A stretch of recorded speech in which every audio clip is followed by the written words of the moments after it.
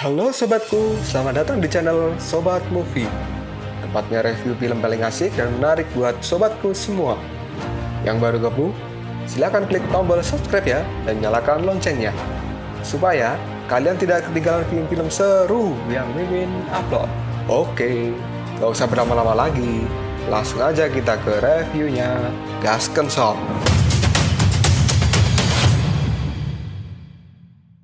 Hey, oke, sobatku terkeren, terkecil, terbaik, tersemuanya. Kita masih bersama Sobat Movie, channel alur cerita terasik sepanjang masa. Oke, kita lanjut bahas chapter 11. Nggak usah cacicot banyak bacot, kita langsung masuk aja ke pembahasan. Kini Subaji telah sampai di kerajaan Aosue. Dia pun melihat Aosue sedang mengobati para naga yang kesurupan.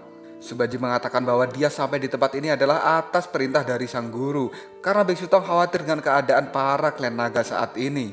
Mendengar perkataan dari Subaji, kini Aosue hanya diam saja dan tiba-tiba Aoling datang menyusul Aosue. Aoling datang berlari dengan wajah yang cemas dan khawatir. Sepertinya ada sesuatu yang akan terjadi pada klan naga. Melihat Aoling datang dengan wajah yang panik, ini Aosue bertanya, "Ada apa, Aoling?" Aoling pun langsung mengatakan bahwa 10 hari dari sekarang surga akan berperang dengan para naga. Berita ini membuat semua para naga panik dan mereka merasa khawatir. Subaji pun kini terlihat emosi dengan kelakuan dari para dewa dan dia menyarankan pada Aosue agar klan naga untuk kabur saja daripada menghadapi para dewa ini. Dan kini terlihatlah Aosue emosi dengan para dewa dan dia mengepalkan tangannya. Mendengar saran dari Subaji bahwa klan naga harus kabur, ini Aosue menjadi marah karena dia teringat oleh pembantaian para dewa kegelapan dulu. Setiap teringat akan kematian kakaknya, Aosue selalu marah. Dia tidak terima kakaknya diperlakukan seperti itu oleh para dewa. Hal itu sungguh sangat kejam menurut Aosue. Dan kini Aosue pun berkata pada Aoling bahwa dirinya tidak akan melarikan diri lagi. Aosue kini melirik pada Subaji dan dia mengatakan, "Apa tugas penting yang diberikan oleh Tang Sanjang kepadamu, Subaji?" Mendengar Aosue bertanya begitu, kini Subaji menjadi terkejut dan dia kaget bahwa sebenarnya dia hanya berbohong. Biksu Tong tidak pernah memberikan tugas untuknya, tapi Subaji sendiri yang mengajukan diri untuk pergi ke klan naga hanya demi cewek-cewek montok. Tapi dia tidak akan berkata seperti itu dan dia kini mengalihkan perhatian Aosue dengan berkata bahwa tugas itu adalah membuat teh. Wow, melihat Subaji asik membuat teh, kini Aosue bertanya pada Subaji, "Apa ini? Tugas penting yang Biksu Tong berikan padamu hanya untuk datang ke Laut Cina Timur dan membuatkan teh untukku, Subaji?" tanya Aosue. Teh yang diseduh Subaji kini sudah matang dan dia menaruhnya di mangkok dan memberikannya pada Aosue. Subaji kini memberikan teh itu pada Aosue dan dia berkata, "Aosue, minumlah rebusan teh ini selagi panas. Lumayan enak loh." Kini Aosue tidak habis pikir bahwa misi yang diberikan oleh Biksu Tong pada Subaji hanyalah seperti ini. Aosue kini pun teringat kejadian saat dirinya melakukan perjalanan untuk pertama kali bersama Biksu Tong. Pada saat itu Biksu Tong juga sedang menyeduh teh dan dia juga sedang mengobrol dengan Sun Wukong. Pada saat itu Biksu Tong menaburkan teh ke dalam mangkuk dan dia memberikan air panas di mangkuk itu. Teh yang sudah jadi kemudian diberikan pada Sun Wukong dan Biksu Tong berkata, "Wukong, kemarilah, lihatlah bayanganmu di dalam teh ini." Wukong pun mengambil mangkuk teh itu dan dia melihat bayangannya di dalam mangkuk itu. Melihat airnya mendidih dan menggelegak, kini Wukong bertanya pada gurunya, "Guru, airnya mendidih dan menggelegak, bagaimana bisa terlihat? Ini tidak memiliki refleksi," kata Sun Wukong. Lalu sang guru menjawabnya, "Dalam air mendidih, secara alami kamu akan sulit untuk bercermin." Aosue yang pada saat itu berwujud kuda putih, dia pun melirik ke arah Biksu Tong. Biksu pun lanjut berkata pada Sun Wukong bahwa air mendidih itu adalah ibarat sebuah kemarahan dan kamu akan sulit menemukan kebenaran di dalam kemarahan, kata sang biksu. Biksu Tong pun lanjut mengatakan pada Sun Wukong bahwa ketenangan adalah senjata yang paling ampuh. Ketika dirimu menemui sebuah masalah, lakukan analisa dengan situasi yang tenang, maka dirimu akan menemukan solusi atas masalah yang sedang kamu hadapi, kata sang biksu. Aosue yang pada saat itu berwujud kuda putih paham dengan kata-kata yang Biksu Tong ucapkan dan dia mengingatnya sampai sekarang. Aosue yang teringat dengan kata-kata sang biksu, dia langsung menaruh mangkok tehnya dan dia pun pergi meninggalkan Subaji dan juga Aoling. Subaji yang melihat Aosue menaruh tehnya dan tidak meminumnya sama sekali, dirinya sekarang bingung sebenarnya apa yang akan Aosue lakukan. Kemudian Aoling memandangi Aosue dari belakang dan dia percaya bahwa Aosue pasti akan menemukan solusi pada masalah yang akan dihadapi kali ini. Subaji dan Aoling kini keluar dari dalam rumah. Subaji pun bertanya pada Aoling, "Ada apa dengan Aosue? Kenapa setelah melihat teh panas dia terdiam dan tidak meminum teh yang aku buat?" Tanya Subhaji pada Aoling. Aoling pun kini menjawab kata-kata dari Subhaji bahwa mungkin saja itu dikarenakan tehmu masih panas dan nanti dia pasti akan meminumnya, kata Aoling. Subhaji yang mendengar kata-kata dari Aoling itu dia kemudian berteriak, "Allah, kamu pasti cuma ingin membuatku tenang saja kan?" Aoling kini berkata pada Subhaji mungkin saja teh itu telah menginspirasinya. Dan sebelum peperangan dengan para dewa terjadi, maka biarkan Aoswe diam sejenak agar dia mendapatkan solusi atas masalah ini. Subhaji kini menengok ke belakang dan dia melihat sebuah pohon yang ternyata di atas pohon itu ada Yiwachi yang sedang duduk. Subhaji pun langsung berkata dalam hatinya, kenapa ada Yiwachi di sana? Dan kini terlihatlah Aoswe sedang sibuk mengobati para naga yang sedang kesurupan. Melihat Aoling dan Yiwachi kini perhatian pada Aoswe, Subhaji pun lalu berkata dalam hatinya, Aoswe, bocah itu penampilannya lusuh, tapi kedua gadis ini mengkhawatirkannya. Sial, aku babi tua yang berbakat tapi bisa dikalahkan oleh bocah sepertinya. Matahari pun kini terlihat sudah meninggi. Subhaji sudah tertidur dari semalam, kini dirinya keluar kamar dan lalu ada Aoling yang bertanya pada Subhaji, "Di mana Aoswe?" Subhaji pun mengatakan, "Entahlah, aku juga tidak melihatnya sejak tadi malam karena aku tertidur," kata Subhaji. Dan tiba-tiba saja kini ada sebuah petir menyambar dari langit membuat semua orang menjadi terkejut. Yiwachi pun berkata, ada apa sebenarnya? Orang-orang yang melihat petir itu kini merasa panik akan ada kejadian apa hari ini. Dan tiba-tiba saja kini terlihatlah pedang Aoswe. Dan saat ini Aoswe sedang berdiri di atas bangunan. Dia pun mengacungkan pedangnya ke langit dan berkata, semuanya, Raja Naga memiliki sesuatu yang penting untuk diumumkan hari ini. Surga akan menyerang kita secara besar-besaran dan kita akan berperang melawan dewa. Semua rakyat naga kini terkejut dengan apa yang diumumkan oleh Raja Aoswe. Aoswe pun lalu berteriak, ini bukan sesuatu yang perlu ditakutkan dan kalian tidak perlu takut sama sekali. Lalu ada salah satu rakyat naga yang berkata, kita akan berperang dengan surga. Kita pasti akan kalah, Raja. Kita pasti juga akan dimusnahkan oleh mereka. Apa tidak ada cara lain? Tanya para rakyat naga.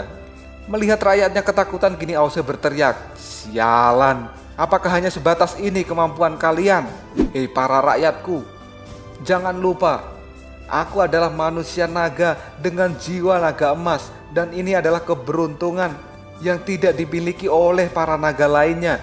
Mendengar kata-kata dari Aoswe itu, kini para naga bersemangat dan mereka akan berani melawan para dewa. Yiwachi pun kini terbang dan dia diam saja. Aoswe pun kini berteriak pada rakyat naga, pertempuran ini tidak akan terbendung. Mari bertarung bersamaku. Aoswe pun kini menunjuk Aoling dan menyuruh Aoling untuk memberitahu seluruh klan naga bahwa Raja Naga Aoswe akan melakukan perundingan untuk membahas peperangan dengan para dewa. Aoswe juga mengatakan meskipun peperangannya hanya kurang dari 10 hari, maka para rakyat naga tidak perlu takut karena Aoswe punya nirwana. Mendapat perintah dari Aoswe, kini Aoling berlari dan dia akan menyampaikan pesan kepada seluruh klan naga untuk melakukan perundingan dengan Aoswe. Dan kini Aoswe menyuruh Yiwachi untuk memberitahu kakek Gulong akan peperangan ini. Dan Aoswe juga bertitip pesan bahwa dia akan segera mengunjungi kakek Gulong. Mendapat perintah dari Aoswe, kini Yiwachi pun terbang dan akan segera ke tempat kakek Gulong. Lalu Aoswe melompat dan turun dari atas gedung tempat dia berbicara tadi. Aoswe kini berkata pada Subhaji bahwa dia akan pergi sebentar dan menyerahkan istana Raja Naga Laut Timur pada Subhaji untuk sementara selama dirinya pergi. Mendengar kata-kata dari Aoswe itu, kini Subhaji menjadi terkejut dengan apa yang dilakukan Aoswe ini. Karena menurut Subhaji, ini adalah tanggung jawab yang sangat besar. Lalu Aoswe pun kini berjalan meninggalkan Subhaji. Subhaji pun kini berteriak pada Aoswe, hei Aoswe, apa kau bercanda? Apa yang kau lakukan, kenapa kau malah akan pergi? Aoswe pun lalu melirik Subhaji dan dia mengatakan bahwa Aoswe akan menemui seseorang. Karena menurut Aoswe, jika bisa mendapatkan kekuatan dari seseorang yang dia temui ini, maka klan naga akan bisa melawan surga. Lalu siapakah yang akan ditemui oleh Aoswe ini? Apakah dia akan menemui Raja Rahu? Atau mungkin orang lain? Tunggu aja jawabannya di next video. Koprol sob. Kita lanjut bahas chapter 12. Nggak usah cacicot banyak bacot. Kita langsung masuk aja ke pembahasan. Aoswe ini pergi meninggalkan Subhaji dan dia berkata bahwa dia akan segera menemui seseorang untuk mengumpulkan kekuatan darinya agar orang ini bisa membantu klan naga dalam melawan dewa. Lalu Subhaji bertanya, sebenarnya siapa yang akan kau cari ini Aoswe? Aoswe pun kini membagikan bungkusan obat pada rakyat naga dan juga memberikan pada Subhaji. agar urusan naga yang kesurupan saat ini diurus saja oleh para naga yang lain dan juga Subaji. Aoswe berkata pada Subaji bahwa obat ini disiapkan selama 1 malam untuk meredakan gejala naga yang sedang kesurupan. Aoswe berpesan pada Subaji agar dia memperhatikan naga-naga yang kesurupan ini, dan naga-naga yang kesurupan kini sedang diisolasi oleh Aoswe jangan sampai bercampur dengan naga yang lain. Aoswe juga berkata bahwa Aoling akan membantunya dalam melakukan tugas ini. Subaji kini menjadi terdiam karena ini adalah tugas yang berat menurut dirinya. Subaji lalu menebak bahwa Aoswe akan menemui si Raja Gila Rahu. Lalu Subaji berkata, Aoswe, apakah kamu sudah tahu bahwa meminta bantuan dari Raja Rahu itu tidak mudah? Subaji juga mengatakan pada Aoswe bahwa saat ini Raja Rahu adalah satu-satunya Raja Asura dan dia sudah mengalahkan 3 raja lainnya. Lalu Subaji juga mengatakan bahwa pada saat ini Raja Rahu telah mencapai kesepakatan damai dengan surga dan tidak akan berperang lagi melawan surga. Aoswe yang baru saja mengetahui hal itu dari Subaji, dia akan tetap meminta bantuan pada Raja Rahu. Subaji kini mengatakan pada Aoswe apakah dia akan benar-benar mencari bantuan atau hanya akan melarikan diri saja. Aoswe yang merasa dicurigai bahwa dirinya akan melarikan diri kemudian marah pada Subaji dan bilang, "Hei kepala babi, apa menurutmu aku orang yang akan kabur? Aku tak akan takut mati dan aku tak akan pernah melarikan diri dari peperangan ini," kata Aoswe. Melihat wajah Aoswe menjadi marah, kini Subaji menjadi ketakutan karena niatnya tadi hanyalah bertanya kenapa dia jadi marah. Aoswe kini berpamitan pada Subaji bahwa dia akan tetap mencari bantuan pada Raja Rahu. Sebelum Aoswe pergi, kini Subaji memanggil Aoswe dan berkata, "Tunggu sebentar Aoswe, Bailang telah menyelamatkan seorang anak naga. Namanya adalah Aoye," kata Subaji. Mendengar nama Aoye, kini Aoswe menjadi marah dan dia bilang kepada Patkai, "Hei kepala babi, Aoye katamu? Jangan pernah menyebut namanya di depanku." Subaji kini menjadi diam karena dia tidak tahu kenapa Aoswe menjadi marah hanya karena dirinya menyebut nama Aoye. Dan kini Aoswe benar-benar pergi berangkat untuk mencari bantuan perang. Kita berpindah ke Hotel Biksu Tong. Di hotel itu terlihatlah seorang anak sedang membuli anak naga. Dan ternyata yang dibuli itu adalah Aoye. Para anak-anak monster itu berkata pada Aoye, apa jadinya manusia naga jika dia tidak memiliki ekor? Lalu anak-anak yang lain mengatakan mungkin dia akan seperti tokek, di mana ekornya akan patah lalu tumbuh lagi. Dan anak satunya juga berkata, "Mari kita cabut saja ekornya." Kini anak-anak itu menarik ekor Aoye dan membuat Aoye terlihat kesakitan, lalu dia berteriak, "Jangan lakukan ini." Dan anak-anak yang lain kini akan memegangi tanduk Aoye dan sisanya akan memegangi ekor dan akan menariknya secara bersamaan. Dan tiba-tiba saja sebuah tali menjerat anak-anak nakal yang sedang mengerjai Aoye. Salah satu anak nakal yang terjerat tali tadi kini terseret dan tergantung di atas pohon, membuat 2 temannya bingung kenapa ini bisa terjadi. Dan kemudian seseorang muncul di atas tali itu, membuat 2 anak nakal lainnya menjadi terkejut. Dan ternyata orang itu adalah Baishi.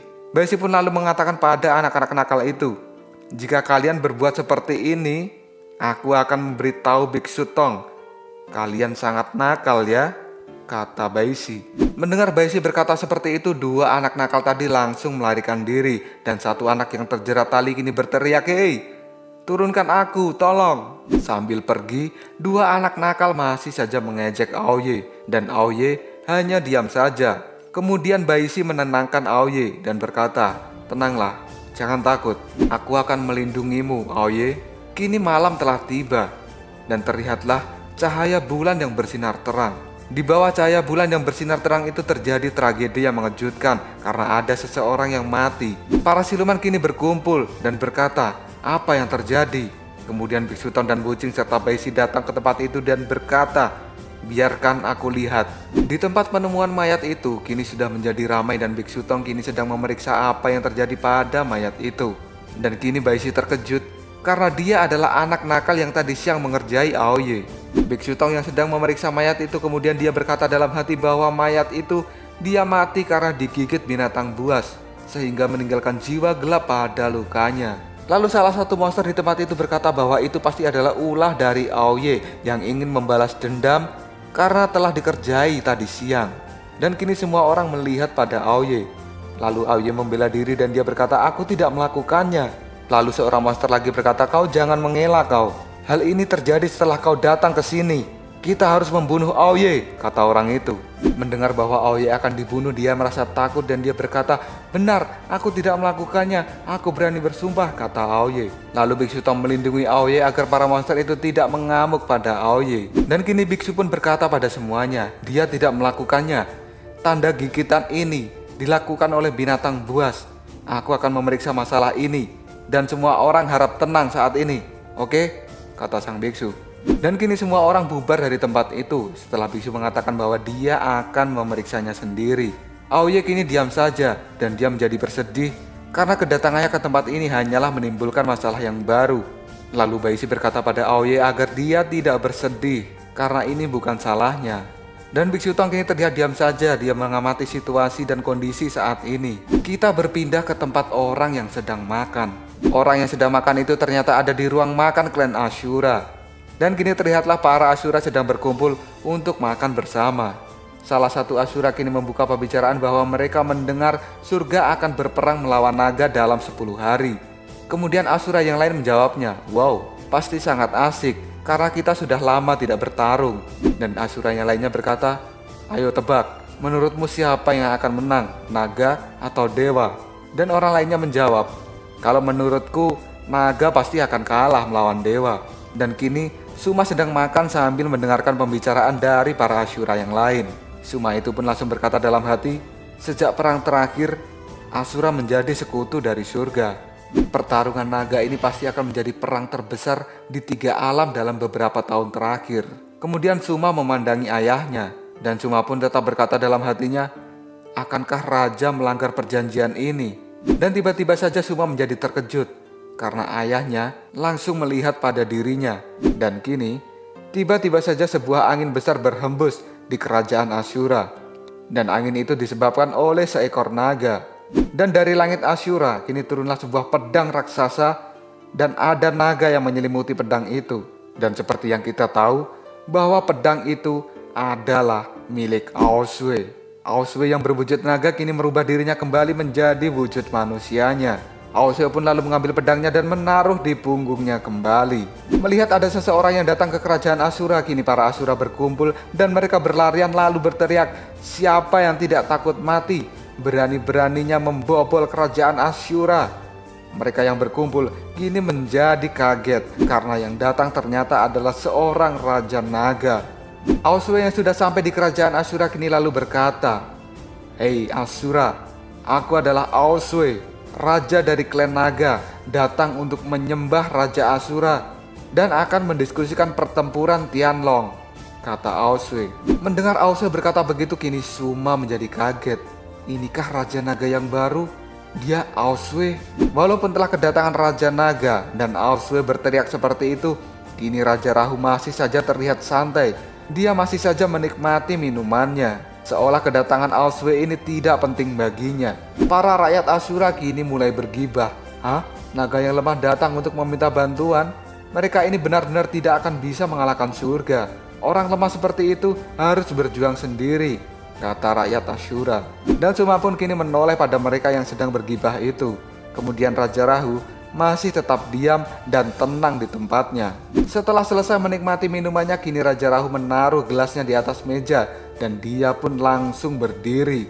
Melihat raja akan menemui Aosue, kini para rakyat Ashura menyingkir. Minggir, raja mau bertemu dengan naga itu. Kemudian Ashura yang lain berkata, Raja, keputusan Anda sangatlah penting karena surga dan naga. Pihak mana yang akan Anda dukung? Kini Raja Rahu akan bertemu dengan Aosue. Apakah sang Raja Ashura ini akan membela suku naga atau membela dewa? Tunggu aja jawabannya di next video. Kopral Shop. Kita lanjut bahas chapter 13. Nggak usah cacicot banyak bacot, kita langsung masuk aja ke pembahasan. Raja Rahu kini datang untuk menemui Aosue dan akan menanyakan sebenarnya apa tujuan Aosue datang ke kerajaan Ashura. Kini sang raja terus berjalan dan semakin mendekat pada Aosue. Aosue pun terlihat diam saja dengan kedatangan Raja Rahu ini. Aosue kemudian menatap tajam mata sang raja, begitu juga dengan Raja Rahu yang menatap tajam mata dari Aosue. Dan mereka berdua pun kini sudah saling berhadapan satu sama lain. Tiba-tiba saja tubuh Raja Rahu menembus Aosue, dan hal ini membuat Aosue merasa terkejut karena tiba-tiba saja tubuh dari Raja Rahu berubah menjadi asap. Dan ternyata yang menemui Aosway ini bukanlah Raja Rahu, tapi ini adalah aura dari Raja Rahu yang datang untuk bertemu dengan Aosway. Aosway pun kini terlihat panik, dia mengeluarkan keringat di wajahnya dan Aosway berkata dalam hatinya, aura membunuh ini sangat kuat. Padahal dari tadi Raja Rahu tidak pergi kemana-mana dan dia masih tetap menikmati minumannya di meja pribadinya. Aosway yang merasakan aura dari Raja Rahu kini berkata dalam hatinya bahwa aura ini membuat semua orang merasa menggigil karena aura ini begitu mengerikan. Kemudian terlihatlah di lantai tempat Aosway berdiri, di situ ada bekas-bekas dari aura Raja Rahu. Kemudian salah satu Asura berteriak, "Hoi, ingin menemui Raja Rahu? Tidak semudah itu." Melihat Raja Rahu yang tidak segera muncul, Aosway pun kini berteriak, "Raja Asura, aku datang secara pribadi ke sini untuk berbicara denganmu. Keluarlah sekarang juga," kata Aosway. Melihat sang ayah tidak kunjung berdiri, kini Suma menatap sebenarnya apa yang dilakukan ayahnya ini. Kenapa ayahnya tidak segera menemui Raja Aosway? Begitu juga dengan rakyat Asura yang merasa bingung karena Aosway sudah berteriak-teriak di kerajaan Asura, tapi sang raja tetap tidak bergerak dari tempatnya. Aosway yang sudah merasa jengkel karena Raja Rahu tidak muncul-muncul, dia akhirnya mengepalkan tangannya. Dan Aosway kini berteriak lagi, "Apakah Anda mendengarku? Kenapa Anda tidak segera keluar? Raja Asura," kata Aosway. Melihat Aosway tidak sopan dan berteriak-teriak di kerajaan Asura, kini para rakyat Asura berkata, "Hei Raja Naga, raja kami tidak ingin bertemu denganmu. Pergilah dari sini," kata rakyat Asura itu.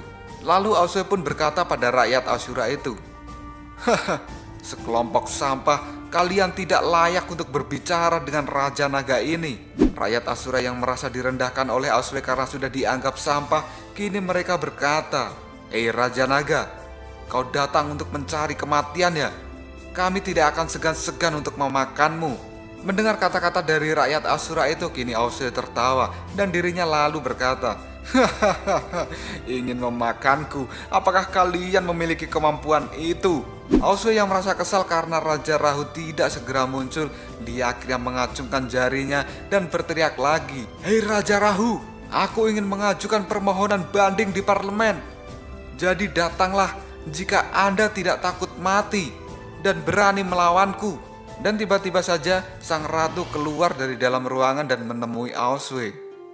Ratu pun berkata, "Apa yang ingin kau keluhkan, Raja Naga?" Ratu yang datang menemui Aosway lalu dirinya berkata, "Perkenalkan, aku adalah ratu di Asura." Melihat sang ratu datang menemuinya, kini Aosway berkata, "Anda datang tepat waktu. Saya ingin melakukan permohonan." Kemudian sang ratu menjawab perkataan dari Aosway, "Raja Naga, Anda jangan terlalu senang dulu." Lalu kini terlihatlah sebuah tungku telah dinyalakan apinya. Dan tungku itu adalah pertanda bahwa pertempuran di arena Asura akan segera dimulai. Dan sekarang terlihatlah Aosway sudah berada di tengah-tengah arena Asura. Sang ratu pun kemudian berteriak pada Aosway, "Parlemen hari ini diketuai oleh saya. Pengadunya adalah Raja Naga Aosway. Dan isi aduannya adalah untuk bertemu dengan Raja Asura untuk melakukan diskusi pertempuran naga dengan dewa. Menurut isi aduannya, semua Asura dapat mengemukakan pendapat yang berbeda-beda," kata sang ratu pada Aosway. Dan kini Suma hanya melihat ibunya yang berkata seperti itu.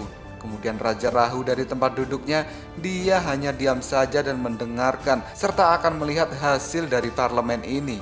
Para rakyat Asura itu kini berteriak dan menolak permohonan dari Aosway karena menurut rakyat Asura, para naga itu lemah dan mereka tidak akan membantu orang yang lemah. Kemudian Asura-Asura yang menolak ini, mereka meminta untuk bertarung dengan Aosway sampai mati dan membunuh Aosway, kemudian meminum darahnya. Ratu pun kini berkata pada Aosway, "Aosway, kamu dengarkan?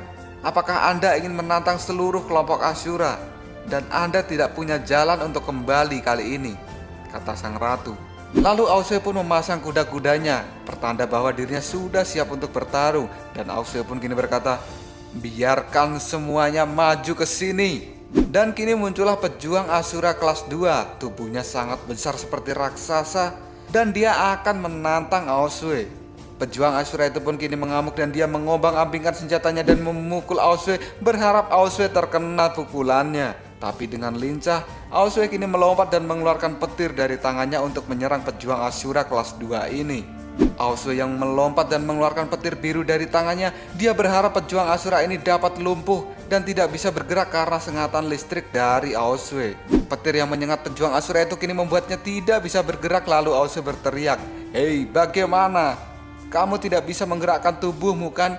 Bagaimana rasanya? Katakan," kata Aosue. Dan pejuang Asura itu pun tidak ingin menyerah. Dia masih tetap berusaha agar dirinya bisa bergerak kembali. Aosue kini masih saja mengoceh, "Hei, apakah kamu tidak bisa bergerak? Sangat sulit ya untuk bergerak ya?" Dan tiba-tiba saja pejuang Asura gendut itu pun dapat menggerakkan tubuhnya dan lalu menghantam Aosue hingga terpental. Tak hanya itu saja, kini si gendut raksasa itu pun mengayunkan senjatanya pada Aosue. Aosue yang melompat lalu mengambil pedangnya dan menangkis serangan dari si gendut itu. Sambil bertarung dan menahan pukulan dari si gendut, kini Aosue berkata, "Hei Asura, kalian ini sudah bertarung melawan surga selama ratusan tahun. Kalian seharusnya tahu semua tindakan dari para dewa ini. Mereka selalu merasa benar, tapi mereka itu sangat arogan dan suka menantang yang lain." Sambil terus mengoceh di arena Asura, kini Aosue menghindari serangan-serangan dari si gendut ini. Lalu rakyat Asura yang menonton pertarungan ini, mereka semua bersorak ingin Aosue segera dibunuh. Aosue pun kini terlihat hanya menghindar saja dan dia tidak melakukan serangan balik. Suma yang melihat pertarungan dari Aosue ini, dirinya lalu berkata dalam hatinya, Raja Aosue memiliki banyak peluang untuk mengalahkan pejuang Asura. Tapi kenapa dia tidak menyerang dan hanya bertahan saja? Lalu Raja Rahu masih saja terlihat santai di kursi kebesarannya. Dan akhirnya kini sesuatu yang mengejutkan tiba-tiba terjadi, membuat para rakyat Asura menjadi terkejut dengan apa yang dilihatnya. Karena sekarang pejuang Asura itu telah terbelah. Dia pun lalu ambruk dan tidak bisa berdiri lagi. Aosue yang sudah mengalahkan pejuang Asura raksasa ini kemudian dia berkata, "Ini adalah waktu yang tepat. Mari kita bergabung untuk melawan surga dan memberi mereka pelajaran," teriak Aosue. Melihat Asura tidak segera bereaksi, lalu Aosue berkata lagi, "Jangan terlalu banyak berpikir." Lalu sang ratu kini berkata pada rakyatnya, "Apakah ada tantangan lain?" Setelah ratu berkata begitu, kini dua pejuang Asura maju sekaligus. Mereka pun menemui Aosue dan berkata, "Jangan bangga, Anda tidak akan bisa bertahan lama di dalam pertarungan ini." Dan dengan santainya, Aosue pun menjawab, "Hanya kalian berdua akan mengalahkanku." Kedua pejuang Asura itu pun kini melompat dan mereka menendang serta mencakar tubuh dari Aosue. Aosue terkena serangan itu yang membuatnya harus terpental cukup jauh. Aosue yang terpental, dirinya langsung berkata, "Tidak buruk, kalian bisa memukulku saat ini." Akibat terkena pukulan dari dua pejuang Asura tadi, kini Aosue mengeluarkan darah di mulutnya. Dan Aosue pun berkata bahwa dirinya merasakan kesenangan dalam pertarungan kali ini. Suma yang dari tadi melihat pertempuran dari Aosue, dirinya langsung berkata, "Apakah pertempuran ini bukan untuk membujuk Raja Gila?" Dan kini terlihatlah dua pejuang Asura tadi masih sangat gigih bertarung dengan Aosue. Aosue pun berteriak, "Rasakan ini!" Lalu dia menendang wajah dari pejuang Asura tadi. Tidak hanya menendang, kini Aosue menggunakan pedangnya untuk memukul kedua pejuang Asura yang membuatnya kini terpental dan tidak mampu melawan Aosue. Suma yang dari tadi mengawasi kini berkata dalam hatinya, dengan mengajukan keluhan, dia telah mengubah parlemen ini menjadi seperti semula. Karena menurut Suma, setelah peperangan terakhir, parlemen ini menjadi sangat sepi. Dan sekarang dengan datangnya Aosue, parlemen ini terlihat seperti hidup kembali. Tiba-tiba saja sebuah rantai mengikat tubuh Aosue. Dan kini terlihatlah pejuang Asura itu telah mengikat tubuh Aosue dengan rantainya. Suma yang masih terus mengamati dia berkata bahwa tujuan Aosue sebenarnya bukan untuk membujuk sang raja, tapi Aosue ingin membangkitkan semangat juang dari para Asura. Karena menurut Suma, Aosue tahu bahwa Raja Gila memiliki sebuah perjanjian damai dengan surga. Makanya kedatangan Aosue kali ini adalah untuk membangkitkan kembali jiwa tempur dari para Ashura ini. Dan kini pejuang Ashura yang mengikat Aosue dengan rantainya, dia akhirnya tersengat listrik karena Aosue menyalurkan listrik lewat rantainya itu. Dan Chuma masih terus menganalisa bahwa jika semua anggota suku Ashura memiliki semangat juang yang tinggi dan akhirnya semangat juang mereka hidup kembali karena pertarungan ini, lalu mereka berpartisipasi dengan Aosue, maka itu akan menjadi masalah yang lain. Chuma pun kini juga melihat Aosue bukan seperti Aosue yang dulu, karena Aosue yang sekarang sudah jauh lebih kuat. Setelah mengalahkan para pejuang Ashura yang menantangnya, kini Aosue berteriak, "Kalian ini adalah Ashura, kalian adalah para pejuang, bertarung adalah hidup kalian. Kenapa kalian memilih menolak untuk bergabung dalam perang ini, dan kalian hanya memilih diam untuk mati? Ayo kalian semua Ashura, aku di sini untuk membangkitkan semangat juang kalian. Majulah kalian semua," kata Aosue. Dan kini terlihatlah Raja Rahu yang masih diam saja.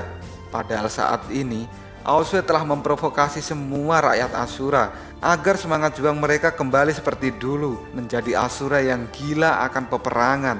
Lalu apakah yang akan dilakukan oleh Raja Rahu? Apakah dia akan turun ke dalam arena dan bertarung melawan Aosue? Tunggu aja jawabannya di next video. Kopral Sob. Kita lanjut bahas chapter 14. Nggak usah cacicot banyak bacot, kita langsung masuk aja ke pembahasan. Di Laut Cina Timur, kini Subaji sedang memberikan obat pada naga yang sedang kesurupan. Subaji pun dibantu oleh rakyat naga yang lain. Subaji pun kini mengecek mata dari naga yang kesurupan itu. Dia berkata bahwa ramuan ini sebenarnya tidak memberikan efek yang banyak, tapi ramuan ini sebenarnya hanyalah untuk menenangkannya saja. Dan tiba-tiba saja, naga yang diobati Subaji tadi kini bangun dan dia mengamuk pada naga yang lain. Naga itu pun kini mengobrak-abrik tempat itu. Subaji yang melihat naga ini mengamuk, dia tidak bisa diam saja. Subaji pun langsung berlari dan dia melompat ke atas naga itu. Dan kini Subaji telah berada di atas kepala sang naga yang sedang mengamuk. Naga itu pun masih tidak bisa diam saja, dan dia malah berputar-putar membawa Subaji terbang ke udara.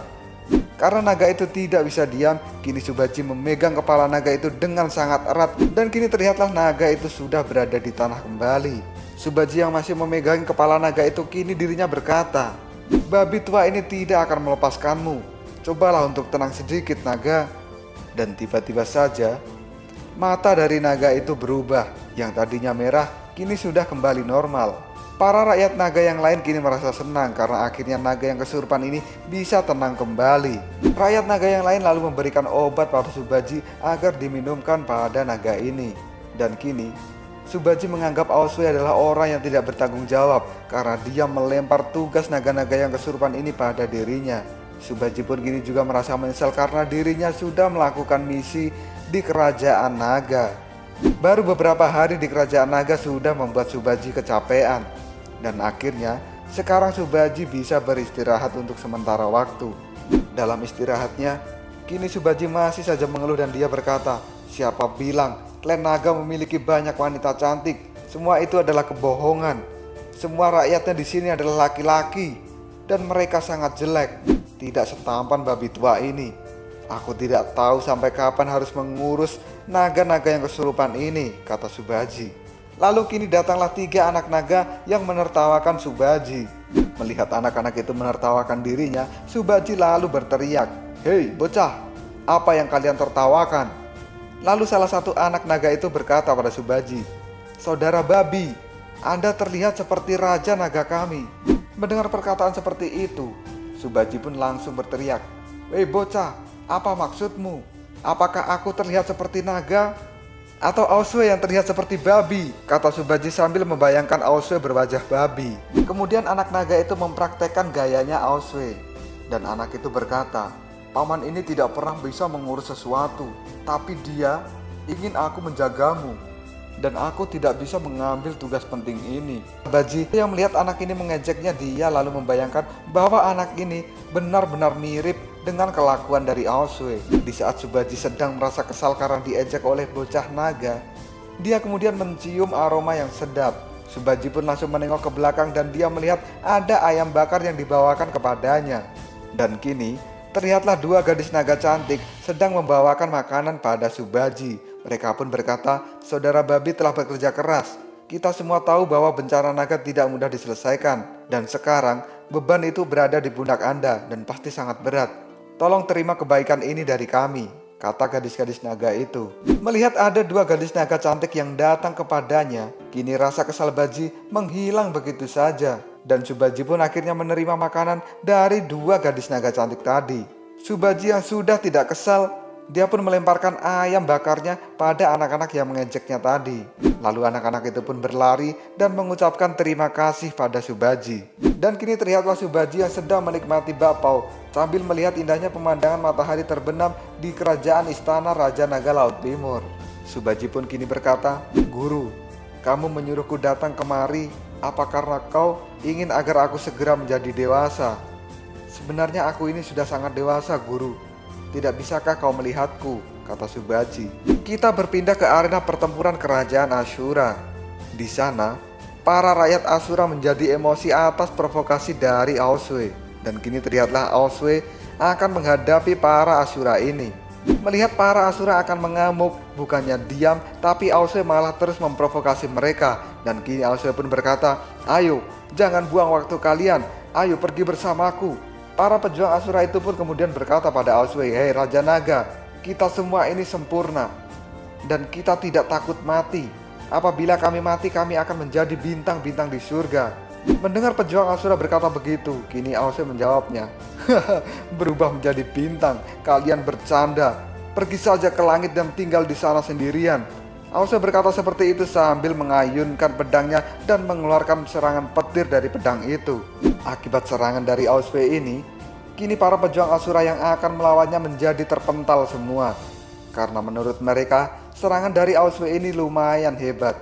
Oswe yang masih saja mengeluarkan petirnya dirinya lalu berkata, "Para pejuang Ashura, kalian itu tidak lebih tangguh dariku. Sungguh sangat membosankan." Kata-kata provokasi dari Oswe ini semakin membuat para pejuang Ashura itu marah. Dan kini mereka berdatangan dengan jumlah yang sangat banyak. Mereka tidak lagi buy one, tapi mereka sudah membawa kawan.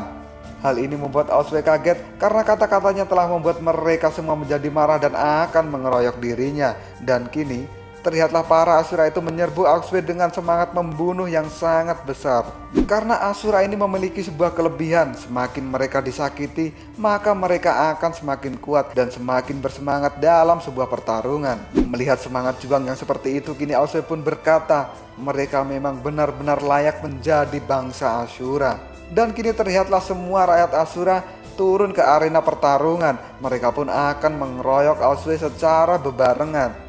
Saat ini para pejuang Ashura memegangi tubuh Oswe. Ada yang memegang tangan, memegang kaki, memegang ekor, dan juga merangkul leher Oswe dari belakang. Merasa Oswe sudah terkeroyok, dia lalu berkata pada para pejuang Ashura ini, "Jangan remehkan naga ini." Setelah berkata begitu, kini Oswe berteriak dan mengeluarkan kekuatan penuhnya.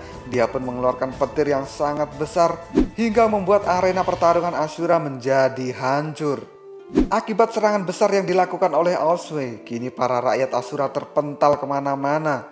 Dan arena pertempuran pun juga sudah hancur. Dan kini terlihatlah Oswe masih saja tegak berdiri seperti tidak terjadi apa-apa pada dirinya.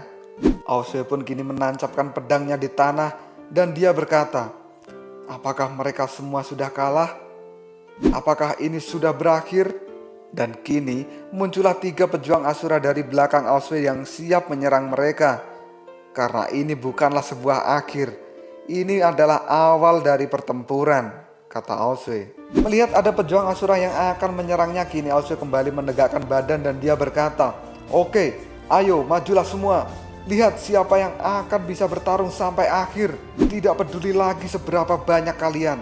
Aku di sini untuk menantang kalian semua," kata Oswe. Dan kini terlihatlah pandangan mata dari Oswe sudah agak kabur karena dia sudah merasa kecapean. Lalu tiba-tiba saja datang seseorang ke hadapan Oswe. Oswe yang tahu bahwa yang datang itu adalah Raja Rahu, dirinya pun lalu berkata, "Bagus sekali Raja Ashura.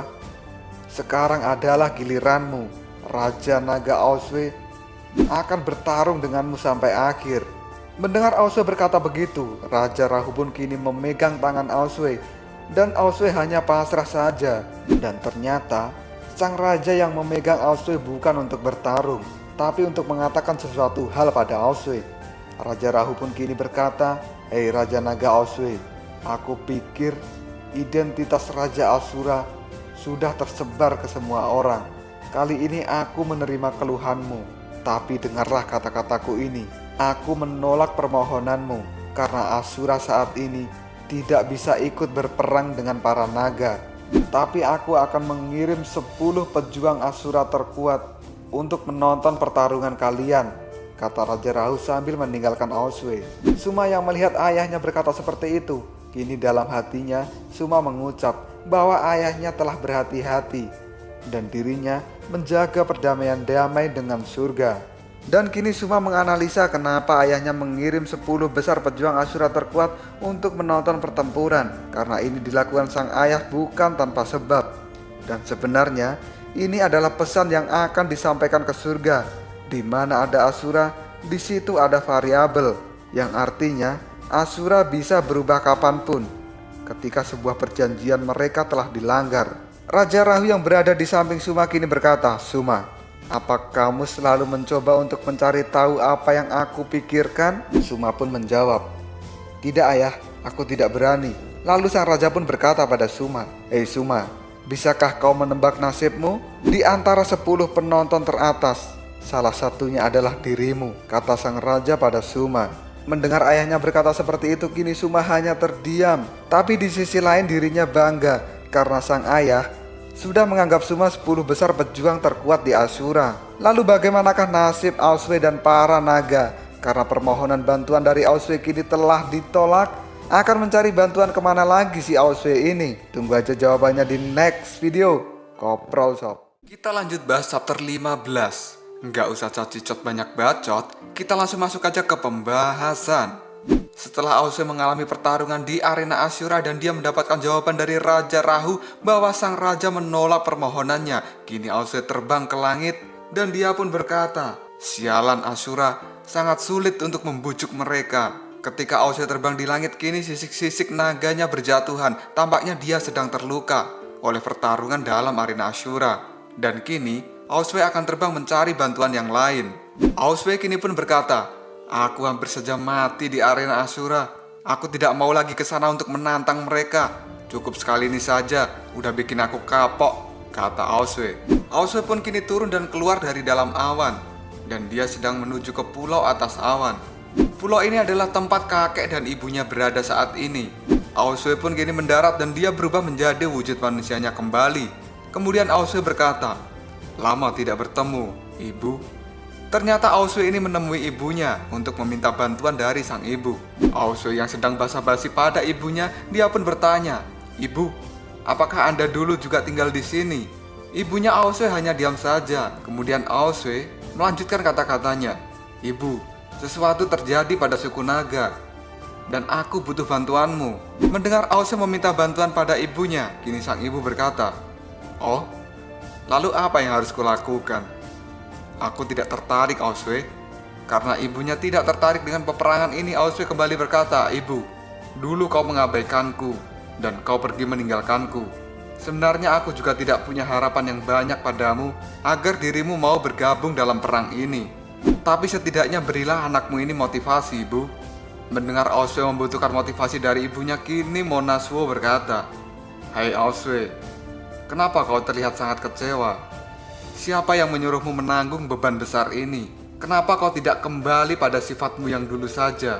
Kau yang selalu cuek pada semua orang dan tidak peduli dengan urusan dunia. Karena itu adalah dirimu yang sebenarnya. Dan kenapa kau sekarang memaksakan diri untuk memikul tanggung jawab yang begitu besar?" Mendengar ibunya berkata seperti itu, Aosue pun menjawab, "Ibu, aku pikir kau akan mendukung anakmu ini sebagai Raja Naga." Monasuo kembali menjawabnya, "Hei Aosue, lakukanlah apa yang kamu suka. Kamu ini sudah dewasa, nak. Dan kamu tidak membutuhkan dukungan atau motivasi dari orang lain. Apalagi saran dari diriku. Apa kau tahu kenapa namamu dipanggil Aosue? Karena di dunia yang dingin ini, Sue artinya kesepian. Tetaplah kau menjadi orang yang dingin, karena kehangatan hanya akan membuat salju-salju menghilang, kata sang ibu pada Aoswe. Merasa dirinya tidak mendapatkan bantuan dari sang ibu, kini Aoswe turun kembali ke bumi dan dia pergi ke Laut Cina Utara. Di sana, Aoswe disambut oleh 3 Raja Naga tua, antara lain Raja Naga Bohai, Raja Naga Yuansan, dan Raja Naga Tianci, serta ada Aobing, anak dari Raja Naga Laut Cina Utara. Aobing pun lalu menyambut Aoswe. Hai Aoswe, selamat datang di Laut Cina Utara. Kemudian Raja Naga Bohai juga menyambut Aoswe. Selamat datang Raja Naga termuda dalam sejarah. Hei, tampaknya kau terluka ya Raja Naga. Kenapa kau begitu lemah?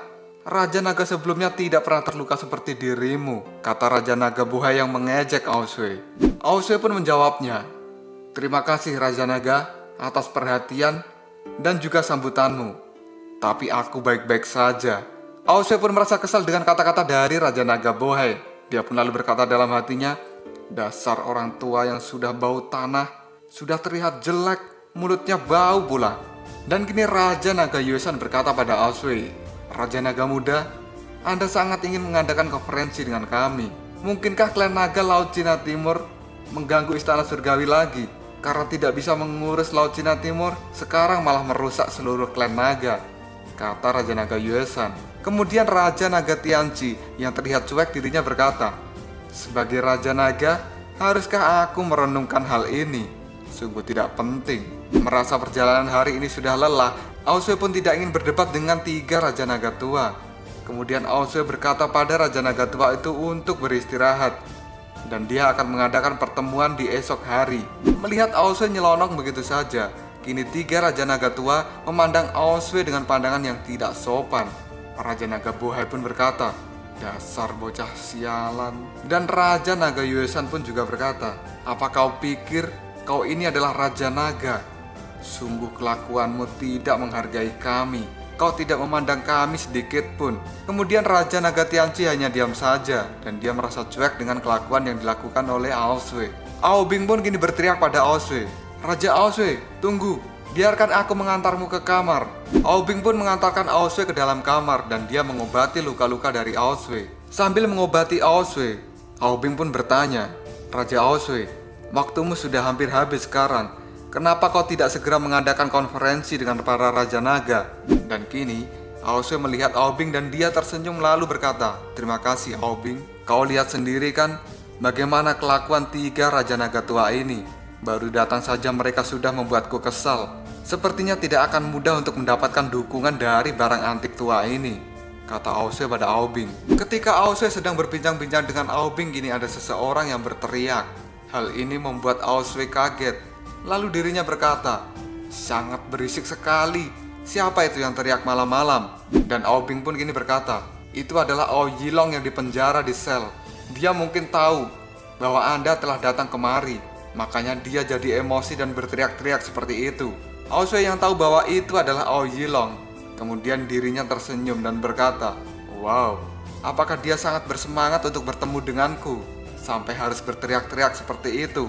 Ini sangat menarik. Aku akan menemuinya karena aku juga rindu pada dirinya. Dan kini di penjara naga terlihatlah Aoyilong sedang mengamuk. Dia meninju pintu besi sel dan juga menendang-nendang tembok. Kemudian Aoyilong dibuat terkejut karena tiba-tiba ada seseorang yang berkata, permisi. Aoyilong pun menengok dan ternyata itu adalah Aoswe. Aoswe pun kini mengejek Aoyilong. Halo, apakah aku mengganggumu? Sepertinya kau sudah menjadi gila ya di sini, kata Aoswe. Melihat Aoswe mengejeknya, kini Aoyilong marah dan dia berkata, Aoswe, beraninya kau berkata seperti itu padaku.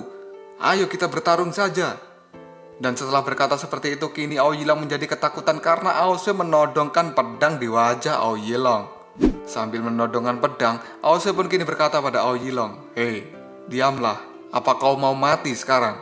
Ku beritahu padamu Aoyilong, Raja Naga ini sedang dalam suasana hati yang buruk. Cari orang lain saja kalau kau ingin curhat. Mendengar kata-kata dari Aoswe, kini Aoyilong berteriak lagi. Aoswe, mau sampai kapan kau mau menjarakanku di sini? Kau mau menjarakanku seumur hidup, ha?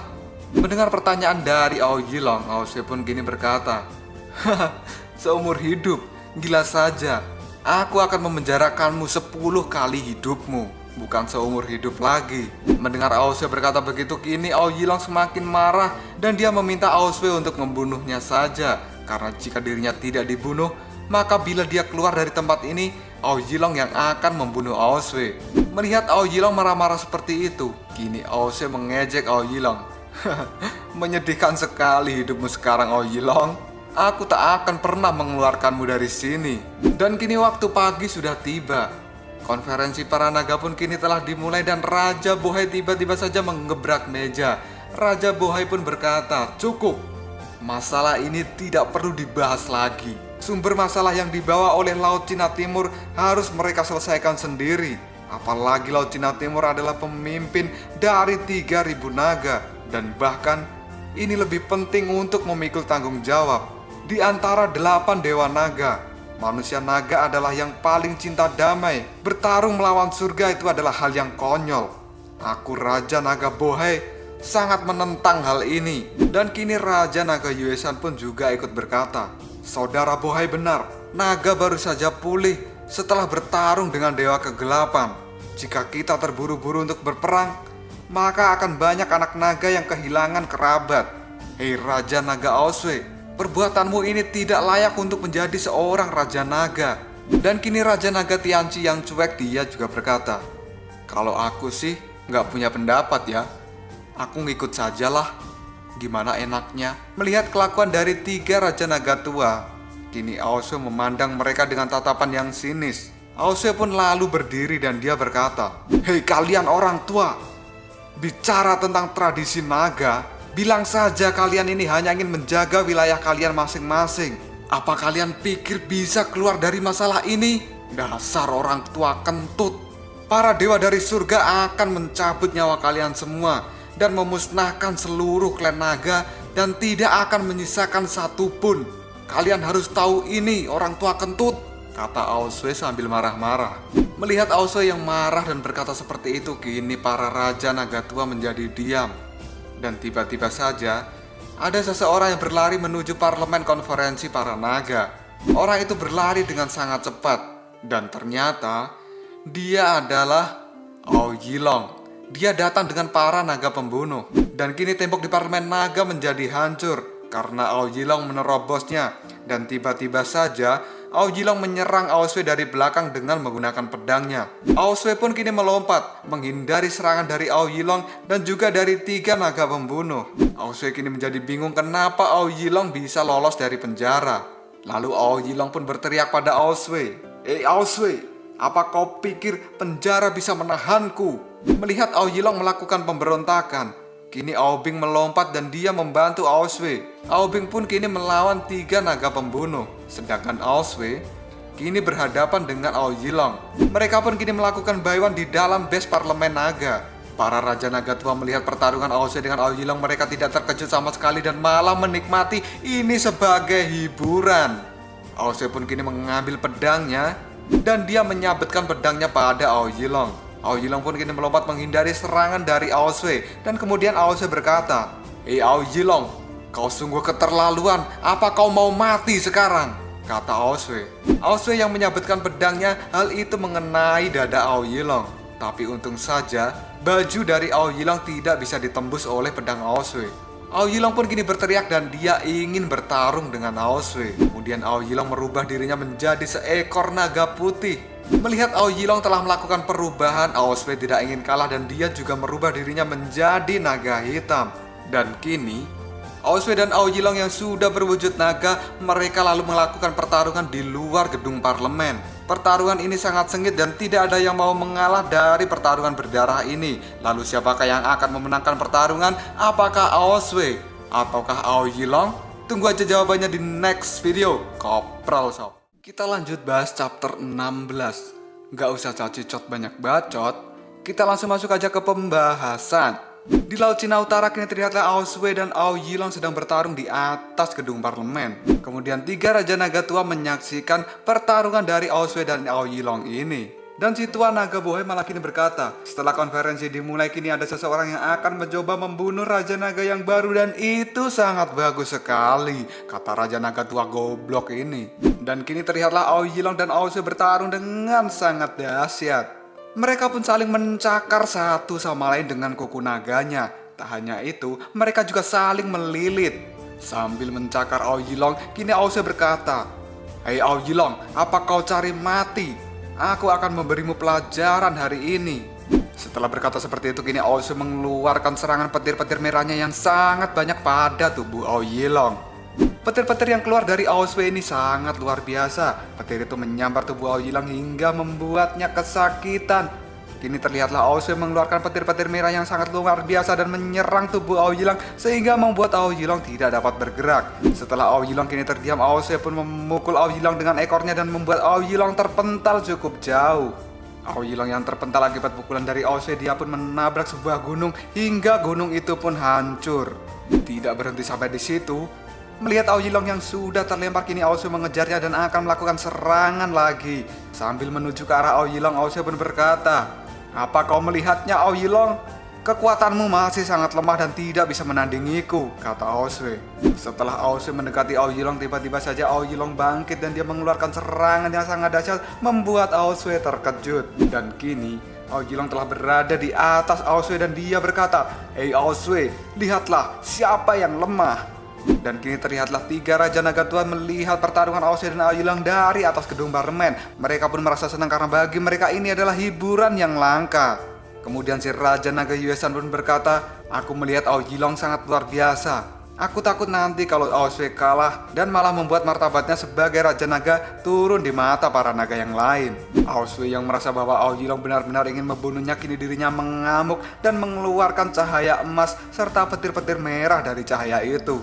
Tak hanya mengeluarkan petir saja, kini Aosue juga menggigit tubuh dari Aoyilong. Gigitan dari naga Aosue kini membuat Aoyilong kesakitan dan dia pun mengaum karena gigitan dari Aosue ini. Aoyilong yang tidak ingin kalah dari Aosue, dirinya lalu membelokkan tubuhnya dan kini balik menggigit Aosue, dan mereka berdua kini saling gigit menggigit. Aduh. Mereka berdua yang saling menggigit kini tidak akan melepaskan satu sama lain dan hal ini membuat Raja Naga Bohai berkata lagi, "Wow, mereka kini sudah terjerat dan menggigit satu sama lain dan mereka tidak akan melepaskannya." Hei, lihatlah itu. Para naga lain juga menonton pertarungan ini karena mereka menganggap pertarungan ini adalah hiburan gratis. Para rakyat naga yang menonton kini dirinya berkata bahwa pertarungan Raja Naga Aosue dan Aoyilong yang tidak kunjung berhenti, hal ini akan menjadi sebuah bencana yang besar menurut mereka. Tidak hanya menonton pertarungan dari Aosue dan Aoyilong, Raja Naga Tua kini juga melihat pertarungan dari Aobing yang melawan 3 naga pembunuh. Dan kini Raja Naga Tianchi berkata bahwa Aobing sedang kesulitan. Dan kini terlihatlah jelas bahwa Aobing memang sedang dalam bahaya. Dirinya harus melawan 3 naga pembunuh dan ini merupakan sebuah bencana untuk Aobing. Aobing yang kini sudah merasa kewalahan, dirinya berkata akan segera menyingkirkan pembunuh ini secepat mungkin. Aobing lalu melompat ke udara dan kini ada sesuatu yang terjadi. Hal ini membuat dirinya terkejut karena seorang naga akan mengeluarkan jurus dari tangannya. Dan ternyata orang yang akan mengeluarkan jurus itu adalah Raja Naga Tianchi. Dia pun mengangkat tangannya ke langit dan mengumpulkan energi naga. Melihat Raja Naga Tianchi akan melakukan sesuatu, kini Aobing menjadi suuzon. Apakah si Raja Naga Tianchi ini akan menjadi seorang pengkhianat? Melihat Raja Naga Tianchi telah mengeluarkan jurusnya, kini 2 Raja Naga yang lainnya berkata, "Hei saudara Tianchi, sepertinya kau ingin bergabung ya dengan pertempuran ini." Dan kini Aobing sudah terdesak karena 3 naga pembunuh sudah ada di belakangnya. Raja Naga Tianchi kini memutarkan kakinya dan dia bersiap akan menyerang. Kemudian 2 Raja Naga Tua ini melihat Naga Tianchi benar-benar serius dengan penyerangan ini. Dan tiba-tiba saja Raja Naga Tianchi melemparkan serangannya. Sambil melemparkan serangannya itu dia berteriak, "Jurus Jiwa Naga Angin!" Dan keluarlah 3 naga angin berwarna merah dan hitam menyerang para naga pembunuh. Aobing pun kini melompat dan dia menuju ke hadapan Raja Naga Tianchi dan mengucapkan terima kasih atas bantuan yang diberikan oleh Raja Naga Tianchi ini. Raja Naga Tianchi yang mendapat ucapan terima kasih dari Aobing, dirinya lalu berkata, "Tidak usah, tidak perlu berterima kasih. Aku melakukan ini karena aku membenci konspirasi," kata Raja Naga Tianchi. Dan kini Raja Naga Yuesa mengatakan, Apa yang dilakukan orang tua Tianji ini? Kita kembali ke pertarungan Aosway dan Ao Yilong. Di sana Aosway dan Ao Yilong masih saling menggigit satu sama lain dan tidak akan melepaskan gigitan itu. Aosway pun lalu mengatakan pada Ao Yilong, "Hei Ao Yilong, kau tidak akan berhenti?" Ao Yilong pun lalu menjawab Aosway, "Aku tidak akan berhenti sebelum aku membunuhmu, Aosway." Merasa Ao Yilong tidak akan berhenti dalam pertarungan ini, kemudian Aosway terbang menuju ke langit. Kemudian dua Raja Naga Tua berkata, "Ups, apakah ini sudah benar-benar memanas?" Setelah sampai di udara, kini Aosway berkata, "Kesabaranku sudah habis, Ao Yilong." Sambil berkata seperti itu, kini Aosway mengeluarkan cahaya emas yang sangat besar. Dan ternyata Aosway telah merubah dirinya menjadi jiwa naga emas yang sangat besar dan siap menerkam Ao Yilong. Melihat Aosway telah berubah menjadi jiwa naga emas dan mengeluarkan serangan, kini Ao Yilong berteriak. Dan tiba-tiba saja kini petir emas keluar dari langit dan menyambar di lokasi pertarungan mereka, sehingga menimbulkan ledakan yang besar yang membuat mereka berdua tidak terlihat saat ini.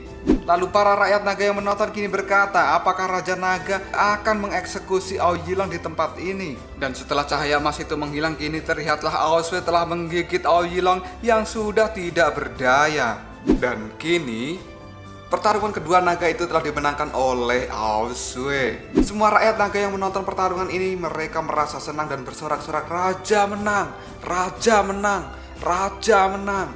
Kemudian Aobing juga mengatakan bahwa Aosway bagus sekali. Kemudian Raja Naga Yuesan dan Raja Naga Tianqi juga merasa kagum dengan kemampuan yang dimiliki oleh Aosway ini.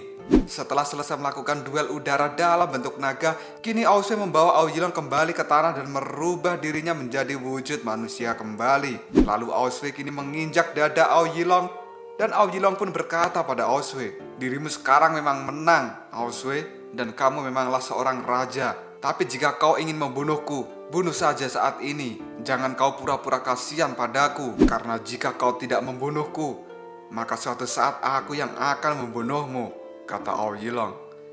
Lalu Aosway pun dengan santai menjawab, "Tidak masalah. Suatu saat datanglah lagi padaku, dan bagaimanapun juga hasilnya akan sama. Aku yang akan menjadi pemenangnya. Tapi kau harus ingat ini, Ao Yilong. Sebelum itu terjadi, saat ini kau harus berjalan bersamaku untuk melindungi semua suku naga. Dan setelah perang ini selesai, kau bisa bertaruh denganku kapanpun yang kau mau. Aku akan melayanimu," kata Aosway. Tidak hanya sampai di situ saja, kini Aosway juga menasihati Ao Yilong. Aosway pun berkata, "Hei Ao Yilong, kau juga putra Raja Naga. Apakah kau tidak mengerti arti tentang melindungi rakyatmu? Bahkan diriku yang seperti ini saja, aku tahu dan aku harus mengesampingkan kepentingan pribadiku pada saat-saat yang kritis seperti ini." Melihat Aosway telah berubah menjadi Raja Naga yang bijaksana, kini Raja Naga Tianqi mendekati mereka berdua. Raja Naga Tianqi pun mengulurkan tangannya pada Ao Yilong, dan dia mengajak Ao Yilong untuk berdiri. Dan kini Raja Naga Tianqi mengajak semua rakyat naga untuk bersatu dengan Aosway dan membantunya dalam perang ini, karena bagaimanapun juga perang ini adalah perang untuk seluruh klan naga. Dan Raja Naga Tianqi, dia menyatakan diri sebagai orang pertama yang akan bergabung dengan Aosway. Kemudian kini para rakyat suku naga juga akan bergabung dengan Aosway. Karena Raja Naga Tianqi sudah bergabung dengan Aosway, kini Raja Naga Yuesan juga menyatakan diri akan bergabung. Raja Naga Bohai yang belum menyatakan diri untuk bergabung atau tidak, dia pun curiga bahwa pertarungan ini hanyalah kedok saja untuk mengumpulkan suara. Kini Raja Naga Yuesan dia mengangkat tangannya dan dia berkata, "Pertempuran naga ini, kita harus bersatu. Satukan naga, satukan naga." Dan akhirnya semua rakyat naga dan juga semua para raja naga bergabung untuk bersatu dengan Aosway melawan para dewa. Ini sungguh sangat luar biasa. Dan sekarang Aobing melihat Aosway dan berkata dalam hatinya, "Aosway, kamu sungguh luar biasa. Kamu bukanlah Aosway pecundang seperti dulu. Aosway, kenapa kau tidak memandangku untuk saat ini? Apakah kau tidak ada rasa padaku? Sungguh hatiku sangat kacau, Aosway." Aobing ini juga melihat dua Raja Naga Tua yang lainnya, yaitu Raja Naga Bohai dan Raja Naga Yuesan. Dan pada akhirnya Kedua raja itu juga menyatakan diri akan bergabung dengan Aoswe. Aoswe pun kini mengangkat jarinya ke langit dan dia berkata, "Jika surga berani menyerang klan naga, mereka harus membayar dengan harga yang pantas. Kita akan membunuh semua dewa. Jangan sisakan satu pun rakyat naga." Lalu apakah ini akan menjadi pertempuran besar antara suku naga dan juga dewa? Dan Aoswe akan mencari bantuan kemana lagi? Kita tunggu saja jawabannya di next video. Kopral Sob. Kita lanjut bahas chapter 17. Nggak usah cacit banyak bacot, kita langsung masuk aja ke pembahasan. Cerita dimulai dari sebulan yang lalu di kerajaan laut Cina Timur. Di sana ada seorang bocah naga yang sedang berlari dengan ekor yang patah dan mengeluarkan darah. Dan bocah itu sedang dikejar oleh rakyat naga yang lain. Kini rakyat naga yang mengejar bocah itu berteriak, "Hei, jangan lari, kau adalah dewa wabah, jangan lari." Dan ternyata bocah yang berlari itu adalah Aoye. Dengan penuh ketakutan Aoye berlari dengan sangat cepat dan dia akhirnya tersandung sebuah batu dan terjatuh. Kemudian orang-orang itu kini akan membunuh Aoye. Orang-orang yang tadi mengejar Aoye kini sudah berhasil menangkapnya dan menginjak-injak tubuh Aoye. Mereka berkata, "Sejak kau kembali pada klan naga, kita menjadi tertimpa penyakit aneh. Penyakit itu pun menyebar di mana-mana seperti wabah. Pasti kau yang membawa hal yang mengerikan ini. Kau harus dihukum, Aoye," teriak salah satu naga. Kini salah satu naga yang membawa obor, dia berkata, "Berikan saja Aoye padaku. Aku akan membakar dewa wabah ini sampai mati dengan satu api ini." Karena saking takutnya akan dibakar hidup-hidup, Aoye pun memohon agar dirinya jangan dibunuh. Aoye berkata, "Aku bukan dewa wabah, tolong lepaskan aku, jangan bunuh aku." Tapi si naga yang membawa obor tetap saja ngeyel dan dia akan membakar Aoye. Dan tiba-tiba saja obornya menghilang dari tangannya. Dan ternyata obor itu diambil oleh Aoswe. Aoswe yang baru saja tiba di tempat itu bersama dengan Aoling lalu berkata, "Hei, apa yang kalian lakukan? Biarkan dia pergi." Dan para rakyat naga itu menjawabnya, "Tapi raja, orang ini adalah dewa wabah. Kita tidak bisa membiarkannya pergi." Karena merasa diprotes oleh rakyatnya, Aoswe pun melihat mereka dengan tatapan yang sangat tajam dan dia berkata, "Berani menantangku?" Lalu rakyat naga itu pun melepaskan Aoye. Kini Aoswe berkata pada Aoye, "Hei bocah, apa yang terjadi padamu? Jelaskan padaku." Kini Aoye pun menjelaskan pada Aoswe bahwa dirinya 3 hari yang lalu bermain di atas tebing Tianhuang. Tapi karena kecerobohan dari Aoye, dirinya tersandung lalu terjatuh dari tebing itu. Aoswe yang mendengar cerita dari Aoye, dirinya lalu berkata, "Hah? Tebing Tianhuang? Tempat itu kan sangat suram. Pada waktu kecil saja aku tidak berani bermain ke sana. Lalu apa yang terjadi padamu setelah itu? Lanjutkan ceritamu." Aoye pun lanjut bercerita. Setelah terjatuh dari tebing itu dia berpikir bahwa dirinya akan mati. Tapi ternyata ada sesuatu hal aneh yang mengejutkan dirinya. Karena pada saat itu Aoye tidak menyangka bahwa dia akan bertemu dengan seekor rusa yang memancarkan 9 jenis cahaya dan menyelamatkan Aoye. Rusa itu pun kemudian membawa Aoye ke dalam guanya. Dan setelah Aoye sadar dari pingsannya, kemudian dia melihat rusa itu sudah ada di depannya. Dan tiba-tiba saja rusa itu mengubah dirinya menjadi wujud manusia. Dan dia berkata pada Aoye bahwa dia adalah rusa 9 warna yang bernama Luye. Aoswe menyuruh Aoye untuk melanjutkan ceritanya lagi. Rusa itu menyebut dirinya bernama Luye, rusa 9 warna yang legendaris. Lalu rusa itu membawa Aoye keluar dari dalam tebing dengan 2 atau 3 lompatan saja. Setelah menolong Aoye, rusa itu pun lalu pergi. Mendengar cerita dari Aoye, kini Aoswe pun berkata, "Selamat dari bahaya dan bertemu rusa 9 warna yang legendaris.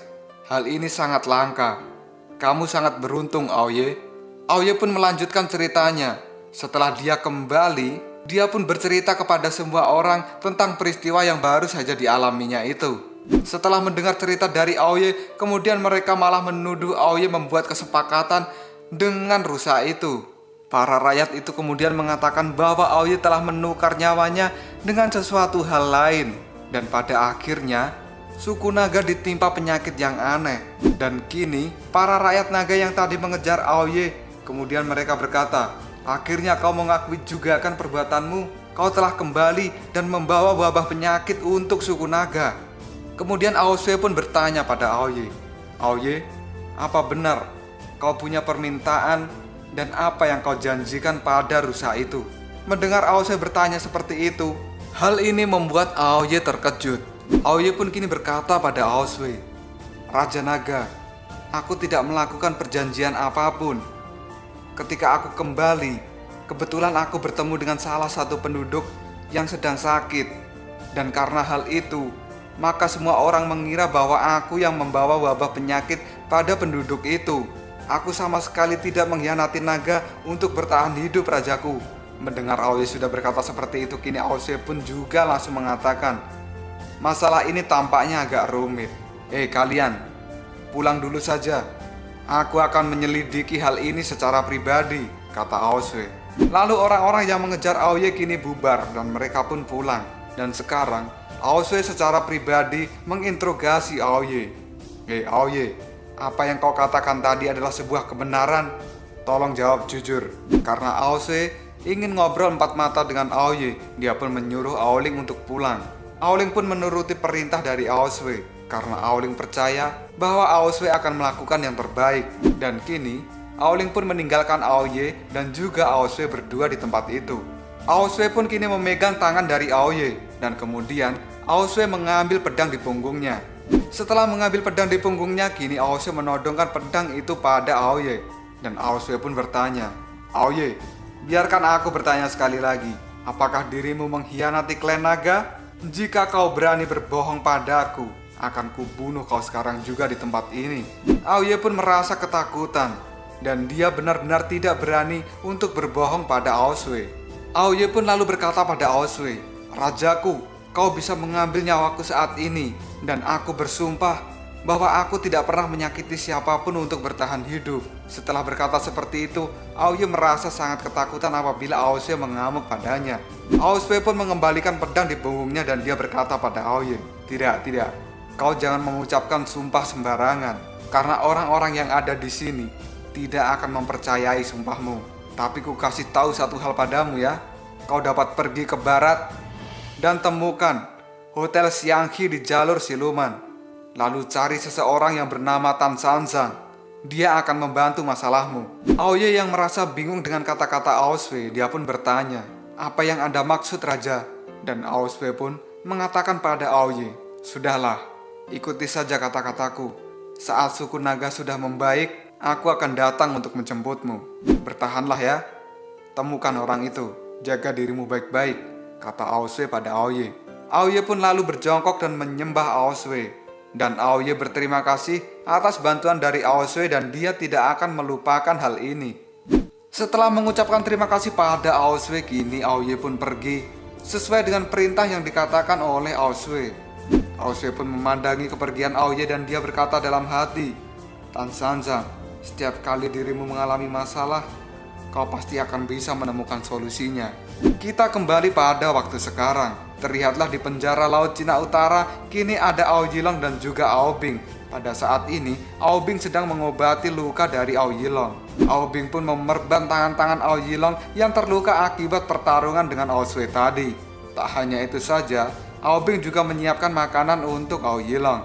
Aosue yang berada di luar penjara kini berkata pada Aoyilong, Aoyilong, aku akan menyembuhkanmu dan aku akan memberikanmu makanan. Bagaimana? Enak kan? Perlakuanku tidak buruk kan padamu? Mendengar Aosue berkata seperti itu, kini Aoyilong menjawabnya, berhentilah bicara omong kosong kau Aosue. Aku pantas mendapatkan ini semua. Aku telah bekerja sama dengan baik tadi. Aku melakukan sandiwara yang sempurna kan? Dan kau tetap harus memenuhi janjimu.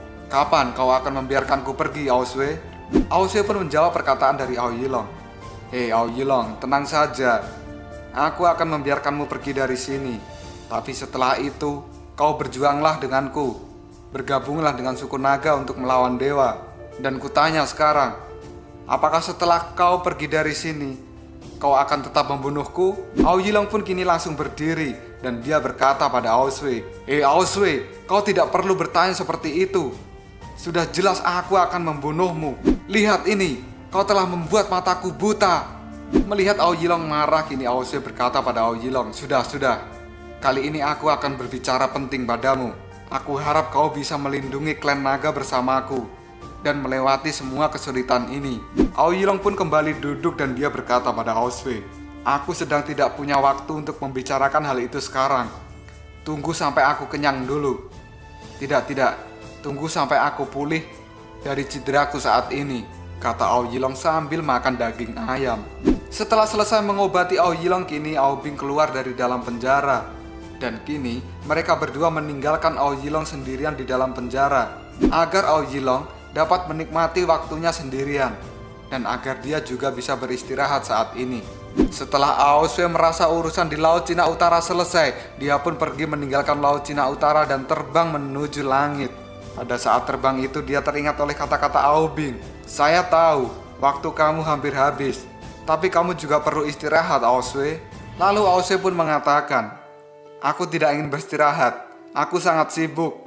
Saat ini dunia sedang menungguku untuk menyelamatkannya." Ao Sui benar-benar mengabaikan rasa capek dan juga rasa sakitnya, karena dia telah menjalani turnamen di Asura, kemudian bertarung dengan Ao Yilong di Laut Cina Utara. Dan saat ini Ao Sui juga mengabaikan luka yang dia alami. Ao Sui langsung terbang menuju ke Yunwaitan untuk mencari kakek naga. Dan kini terlihatlah Ao Sui terbang di atas awan. Lalu tiba-tiba saja Ao Sui kini terjatuh. Dan kini terlihatlah Ao Sui terjatuh dari atas awan. Dan untung saja dirinya sudah sampai di Yunwaitan. Ao Sui yang terjatuh dengan sangat cepat, dirinya menghantam tebing-tebing tanah di Yunwaitan. Ao Sui yang terjatuh ini dikarenakan dirinya kelelahan. Dan untungnya saat ini dia sudah sampai di tempat kakek Gulong. Lalu apakah yang akan dilakukan Ao Sui di tempat ini? Apakah dia akan meminta bantuan perang pada kakek Gulong? Tunggu saja jawabannya di next video. Kopral Sob. Kita lanjut bahas chapter 18. Nggak usah cacicot banyak bacot, kita langsung masuk aja ke pembahasan. Ao Sui yang sudah sampai di Yunwaitan, dirinya kini akan menemui kakek naga sesuai dengan pesan yang dititipkan pada Yiwaji. Ao Sui pun kini terlihat sudah sampai di depan rumah kakek naga. Dirinya lalu berteriak-teriak memanggil sang kakek agar keluar dari dalam rumah. Karena sang kakek tidak kunjung keluar, akhirnya Ao Sui pun berteriak lagi, "Hei, orang tua, Ao Sui ada di sini untuk menemuimu. Ini adalah saat yang tepat bagimu untuk keluar dari gunung dan mendapatkan kembali keagunganmu, kakek," kata Ao Sui. Melihat tidak ada respon dari sang kakek, Ao Sui mengira bahwa sang kakek ini masih tertidur. Ao Sui pun kemudian memberanikan diri masuk ke dalam rumah untuk mengecek keberadaan sang kakek. Dan setelah sampai di dalam rumah, ternyata kakek naga tidak ada di tempatnya. Ao Sui pun kini berkata lagi, Kakek, apa kau sedang tidur, kakek?" Setelah berkata seperti itu, Ao Sui kini menjadi melongo karena tetap tidak ada respon dari kakek naga. Lalu Ao Sui pun mendekati kursi sang kakek dan dia berkata, "Orang tua ini pergi kemana?" Setelah mendekati kursi dari kakek naga, kini Ao Sui terkejut karena kursi kakek itu hanyalah sebuah bambu. Kemudian Ao Sui memegangnya dan dirinya lalu berkata, "Seluruh ruangan ini hanya kursi bambu. Dan bahkan tidak ada kursi naga. Kamu adalah leluhur para naga, kakek, tapi hidupmu sangat sederhana." Setelah berkata seperti itu, kini Ao Sui teringat dan membandingkan kondisi di ruangan kakek naga dan kondisi di istana Raja Naga Laut Timur. Di sana terlihatlah kursi Raja Naga yang sangat megah dan terbuat dari batu. Hal ini jauh berbeda dengan kursi-kursi yang ada di tempat kakek naga ini. Ao Sui membayangkan pada saat dirinya baru saja menjadi Raja Naga. Dia pun menuju ke kursi itu dan dia tertawa. Hahaha, tiba-tiba semua naga memanggilku Raja, Ao Sui. Benar-benar tidak nyaman di telinga. Setelah berkata seperti itu, Ao Sui pun melompat dan dia langsung duduk di kursi Raja Naga. Sambil duduk di kursi itu, dirinya berkata, "Apa sih kursi ini? Tidak nyaman banget loh. Kursi ini sangat keras dan sangat dingin. Benar-benar tidak nyaman. Kenapa ya? Dulu ayah suka sekali duduk di kursi ini." Merasa kursinya tidak nyaman bagi Ao Sui, kemudian dia turun dari kursi itu. Dan tiba-tiba saja ada seseorang yang datang. Ternyata seseorang yang datang itu adalah tetua para naga. Setelah melihat Ao Sui, tetua naga kini berkata, "Ao Sui, Kenapa kamu tidak sopan pada kursi Raja Naga? Mendengar kata-kata dari sang tetua, kini Aoswe menjadi bingung.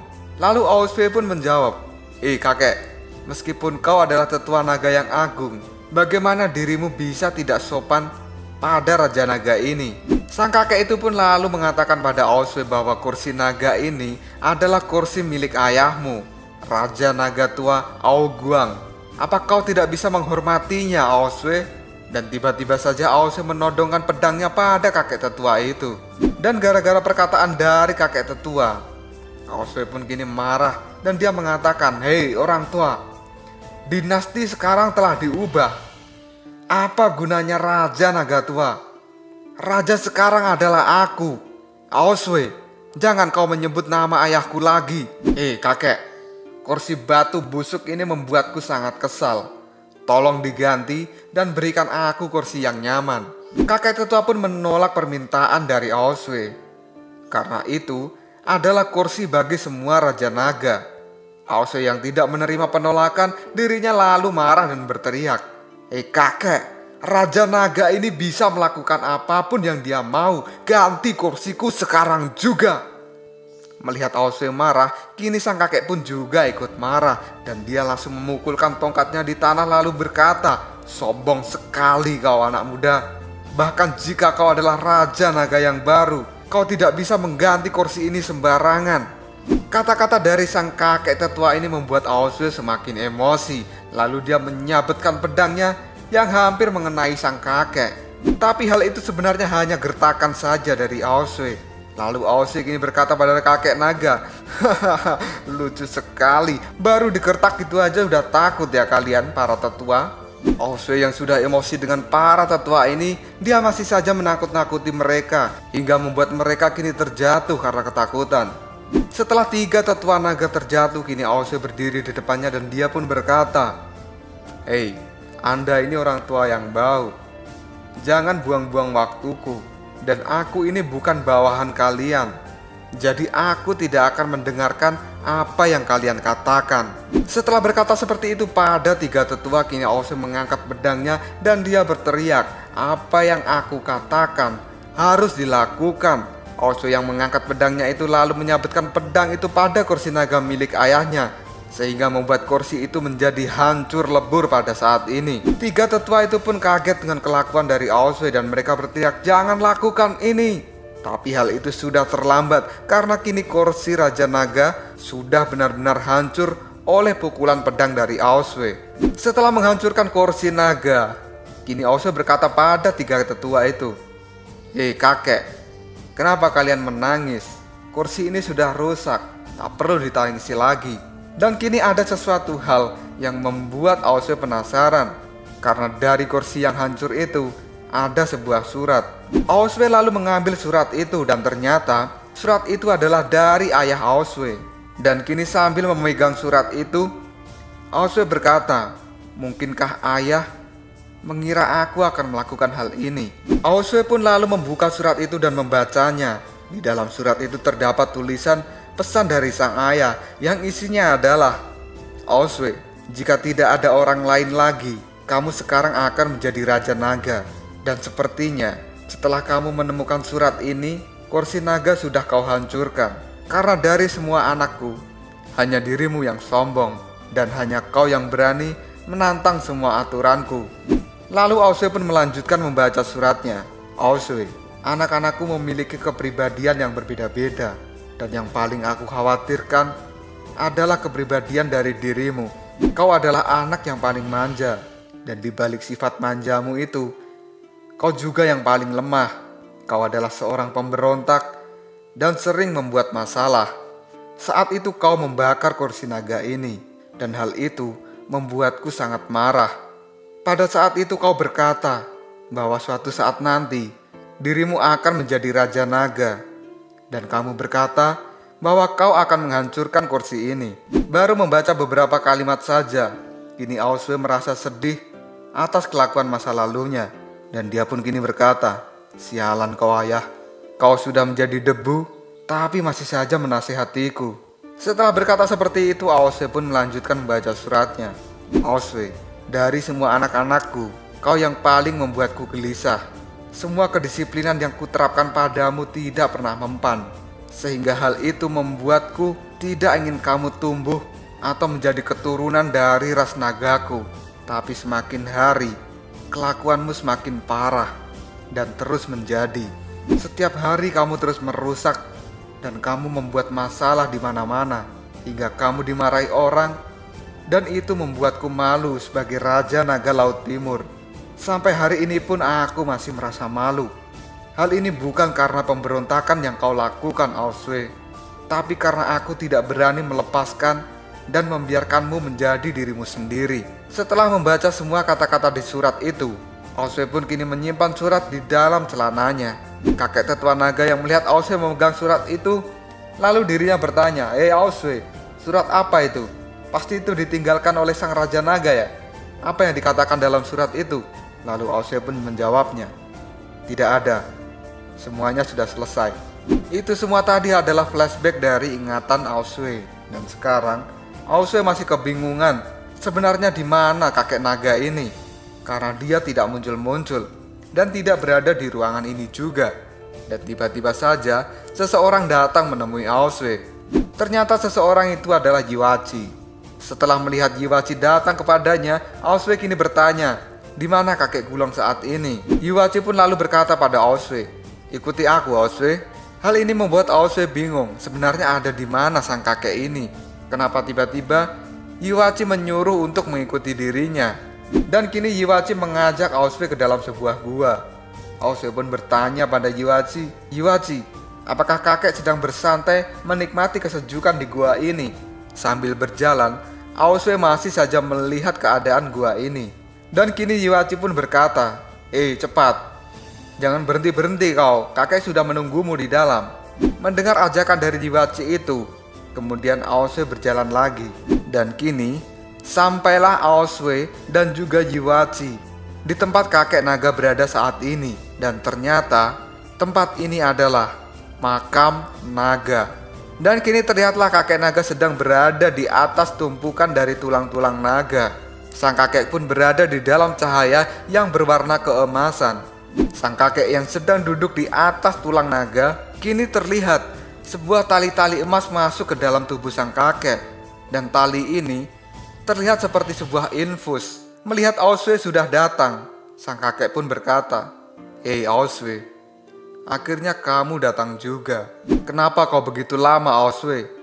Aku takut waktuku hampir habis. Mendengar kakek berkata seperti itu, Aoswe pun menjadi kaget. Dan dia lalu berkata, kakek, waktumu hampir habis, itu mustahil. Kamu adalah leluhur klan naga.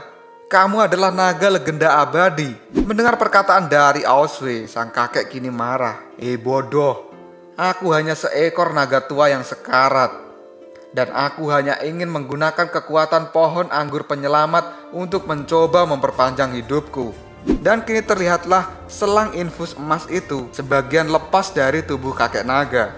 Aoswe yang melihat selang infus emas itu putus, lalu dirinya berkata, bahkan pohon anggur kehidupan yang berkelanjutan juga layu. Sang kakek kini langsung berkata pada Aoswe, selama bertahun-tahun yang tak terhitung jumlahnya, aku masih bisa melihat inkarnasi dari naga emas. Dan itu bukan apa-apa, tapi sayang sekali, aku tidak bisa menemanimu, Aoswe. Mendengar sang kakek berkata seperti itu, Aoswe menjadi panik dan dia pun kini memegang tangan kakek naga. Lalu Aoswe berkata, kakek, jangan konyol, kau jangan berkata seperti itu. Semangatlah kakek, bangun kakek, bangunlah. Sang kakek yang merasa dirinya sudah akan mati, dirinya lalu berkata pada Aoswe, Aoswe, sejak aku melihat dirimu, aku merasa ini adalah sebuah keberuntungan. Dan biarkan aku dengan satu nafas terakhir ini memberikan sesuatu untukmu. Sambil berkata seperti itu, kakek naga kini memegang tangan kiri Aoswe yang sudah hancur. Lalu selang-selang infus emas tadi mulai masuk ke dalam tubuh dari Aoswe. Aoswe lalu kebingungan, apa ini kakek? Apa yang kau lakukan? Dan kini selang-selang infus itu pun semakin membesar dan membesar. Hal ini membuat Aoswe panik. Dan tiba-tiba saja dari selang-selang itu kini terbentuklah sebuah tangan. Sang kakek lalu berkata pada Aoswe, Aoswe, aku hanya memberimu hadiah yang kecil, terimalah ini. Dan kini terlihatlah ekspresi wajah Aoswee. Dia terlihat bingung, tapi juga terlihat senang karena dirinya saat ini akhirnya memiliki tangan kembali. Lalu bagaimanakah cerita selanjutnya? Dan apa yang akan dilakukan Aoswee dengan tangan barunya? Tunggu aja jawabannya di next video. Koprol sob. Kita lanjut bahas chapter 19. Nggak usah cacicot banyak bacot. Kita langsung masuk aja ke pembahasan. Terlihat Yutao kini sedang berlari dengan terburu-buru sambil membawa gulungan menuju ke kamar Dewa Rulai. Yutao kini tak sempat minta izin masuk pada para penjaga. Dia langsung nyelonong gitu aja karena tampaknya ada sesuatu yang penting yang harus ia sampaikan pada sang dewa.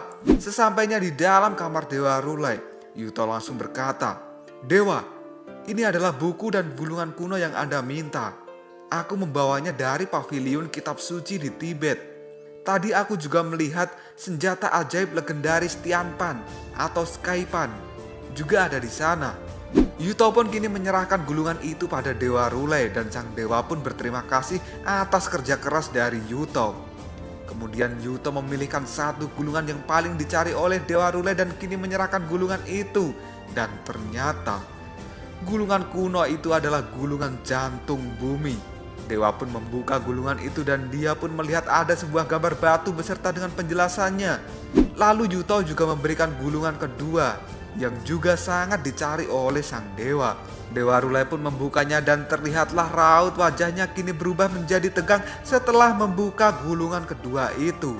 Dan kini dalam gulungan kedua itu berisi gambar seperti bola dengan cincin menyilang beserta dengan penjelasannya. Ternyata itu adalah gambar Skypan, senjata legendaris yang dikatakan Yutao di awal tadi. Yutao pun kini berkata pada Dewa Rulai bahwa Skypan ini memiliki fungsi sebagai senjata peramal tapi sangat berbahaya bila digunakan. Apalagi untuk melihat sesuatu yang tidak dikenal karena kemungkinan besar dapat menyebabkan penggunanya celaka. Dan kemungkinan terburuk adalah kematian. Karena efek yang sangat berbahaya ini, makanya senjata Skypan atau Tianpan ini selalu ditempatkan di Suten Kaku. Dan bahkan seorang penjahat sekelas pembunuh sekalipun tak akan bisa menyentuhnya dengan mudah.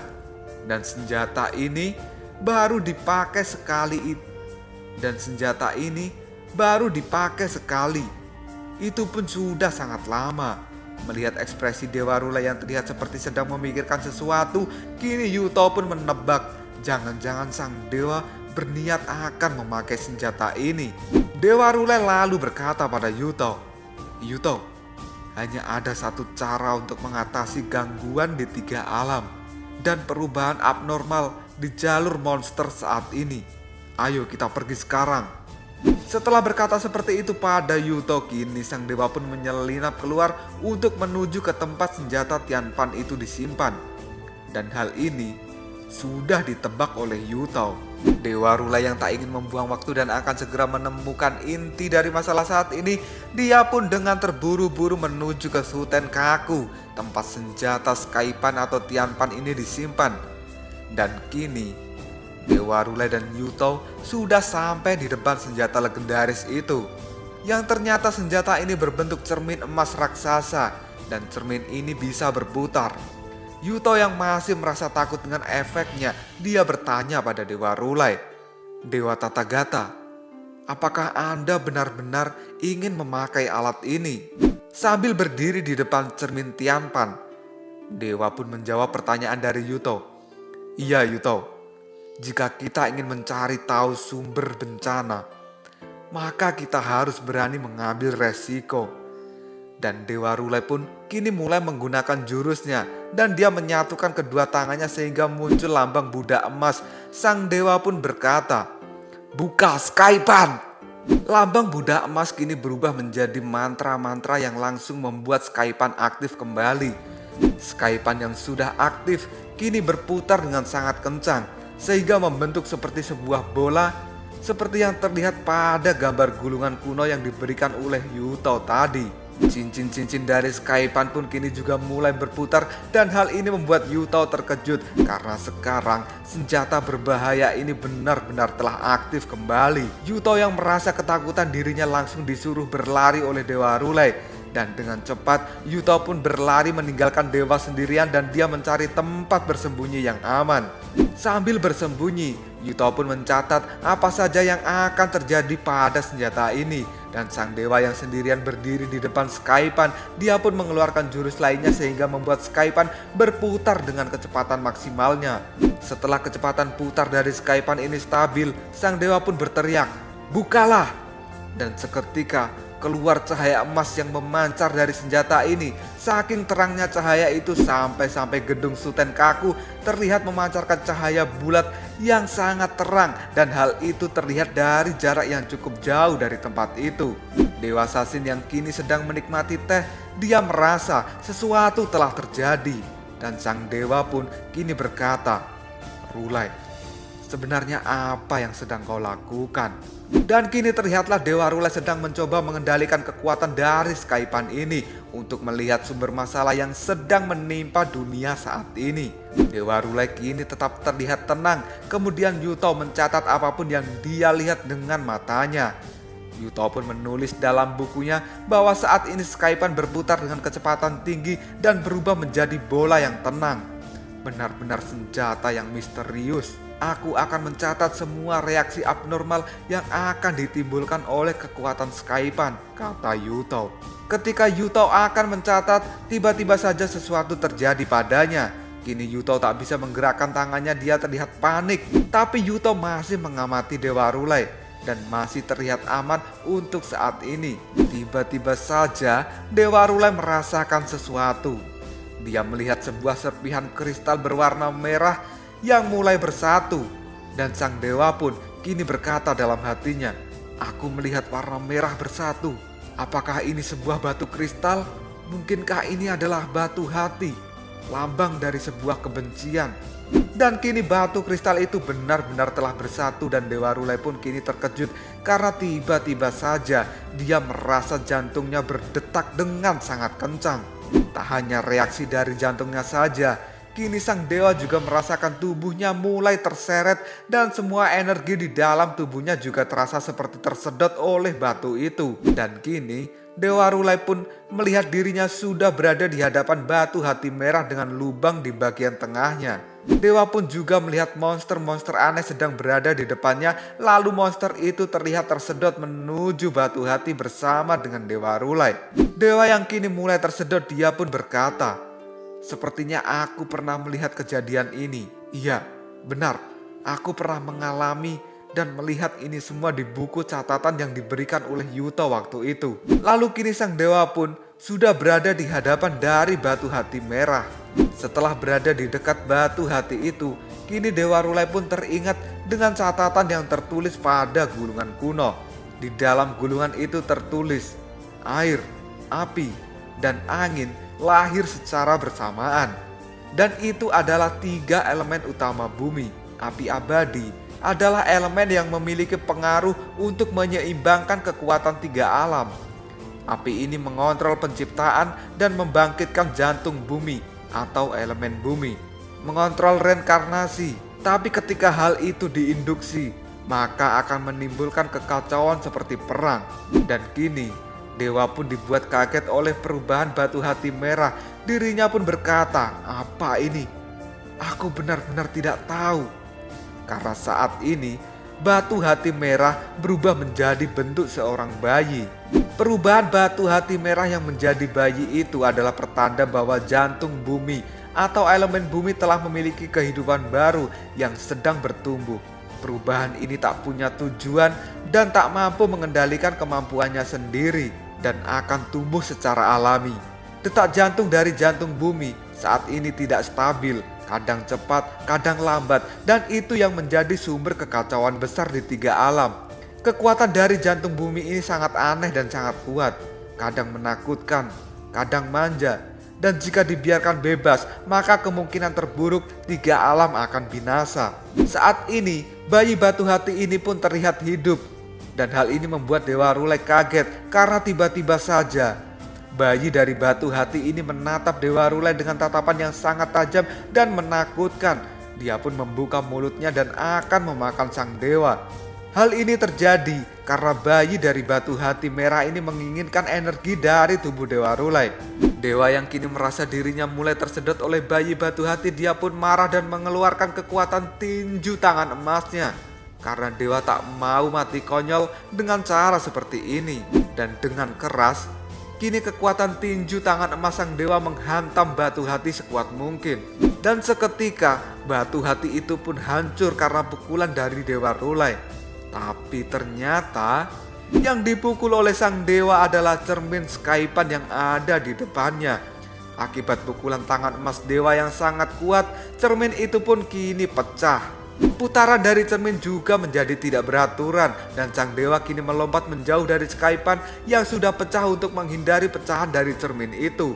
Setelah berhasil menjauh, dewa pun kini berkata, "Semua sudah selesai. Sungguh ini hal yang sulit."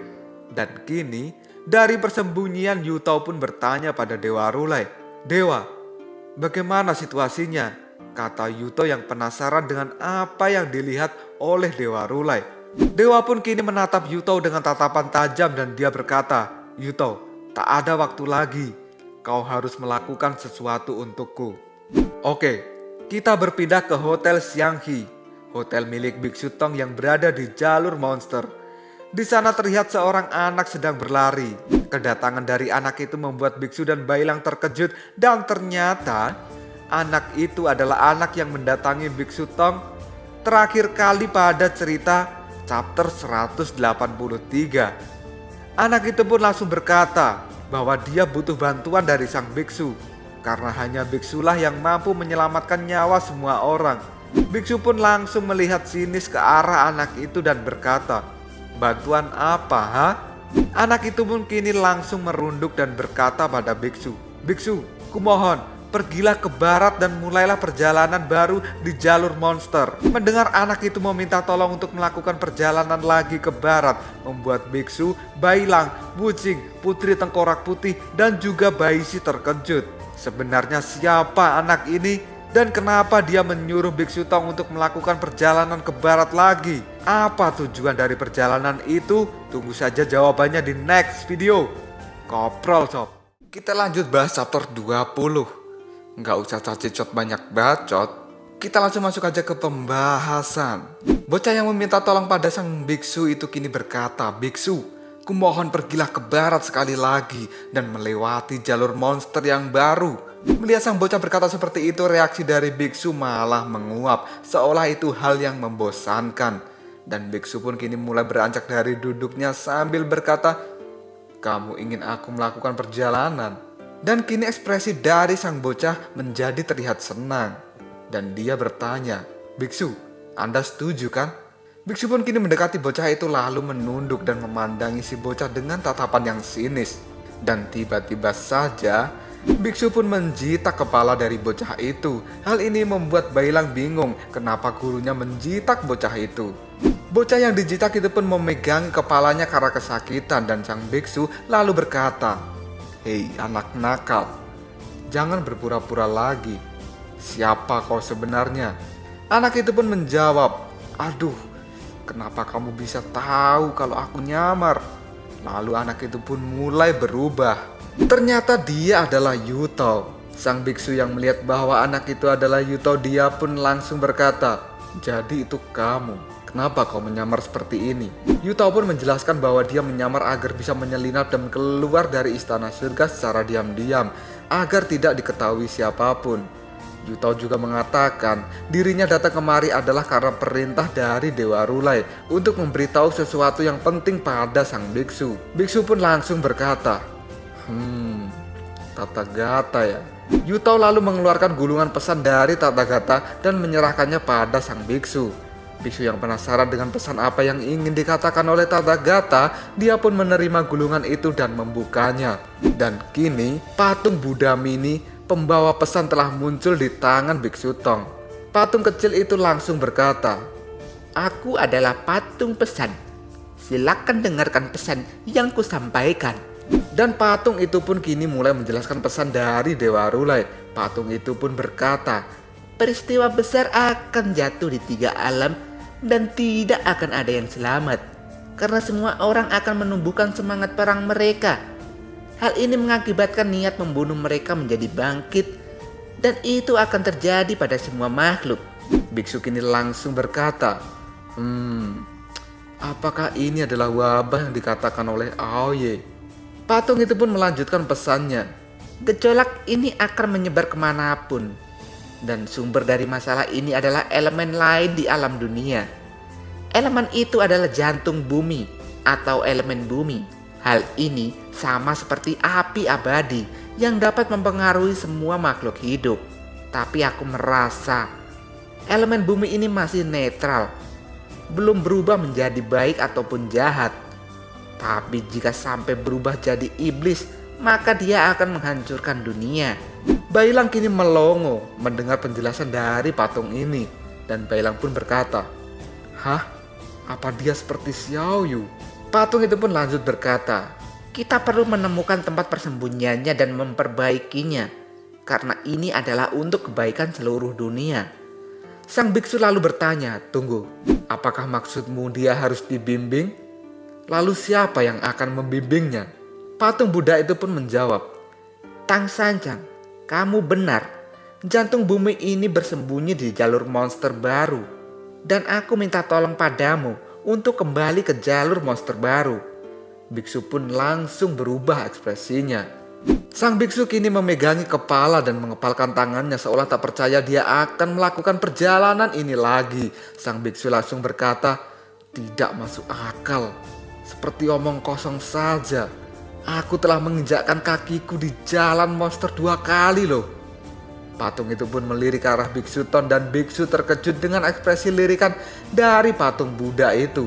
Lalu sang biksu berkata, "Hatiku ini seperti air. Aku tak punya keinginan sedikit pun kecuali ada hadiah besar yang membuatku gemetar." Patung itu pun berkata, Kebangkitan jantung bumi memicu api 9 hari. Tapi selain membangkitkan jiwa perang, secara tak sengaja elemen itu juga memunculkan sebuah batu aneh dari dunia luar. Mendengar adanya batu aneh, kini ekspresi dari Bailang, Yutao dan juga biksu jadi berubah karena penasaran batu apa yang dimaksud. Lalu Yutao ingat sesuatu bahwa dia datang dengan membawa batu. Yutao pun mengambilnya dan memberikan pada Biksu Tong. Biksu lalu memeriksa batu itu dan dia berkata, "Untuk apa batu ini diberikan padaku? Batu ini sudah pecah dan sepertinya ini tak akan bisa menghasilkan banyak uang." Patung itu kembali berkata bahwa batu itu bukan batu biasa, dan dengan batu itu Sun Wukong akan bisa dilahirkan kembali. Biksu pun langsung berkata, kelahiran kembali Sun Wukong ya. Bailang yang mendengar Wukong bisa dilahirkan kembali melalui batu ajaib itu, dirinya kini tersenyum dan berkata, "Kakak senior bisa terlahir kembali, guru. Kita harus setuju." Biksu pun langsung menutup mulut dari Bailang dan berkata, "Diam kau Bailang, aku tak mau berjanji." Sang biksu kini memegangi dagunya. Kemudian Biksu Tong pun berkata, Tathagata, apa kau mengancamku? Dan apa kalau aku menolak hal ini? Kau tidak akan menghidupkan Sun Wukong kembali?" Patung itu pun menjawab, Bagaimana aku bisa mengancammu? Kita kan teman baik. "Ini hanya hadiah kecil saja untuk dirimu. Biksu, kau itu adalah orang yang belas asih. Kamu punya tanggung jawab sekelas dewa. Meskipun dunia tidak memperhatikanmu, tapi dirimu akan selalu memperhatikan dunia." Biksu Ton kini terdiam dan mulai bicara dalam hatinya. "Sialan kau Tathagata. Kau selalu membujukku dengan kata-kata manismu."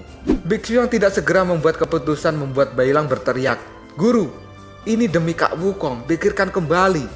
Patung Buddha kecil juga mengatakan bahwa misi ini sangat penting dan dapat mempengaruhi perang antara dewa dan juga naga. Jika bisa diselesaikan dengan secepat mungkin, maka dunia akan bisa diselamatkan dari penderitaan perang. Biksu pun lalu memberi jawaban. Dia pun berkata, "Baiklah, aku tahu apa yang harus aku lakukan."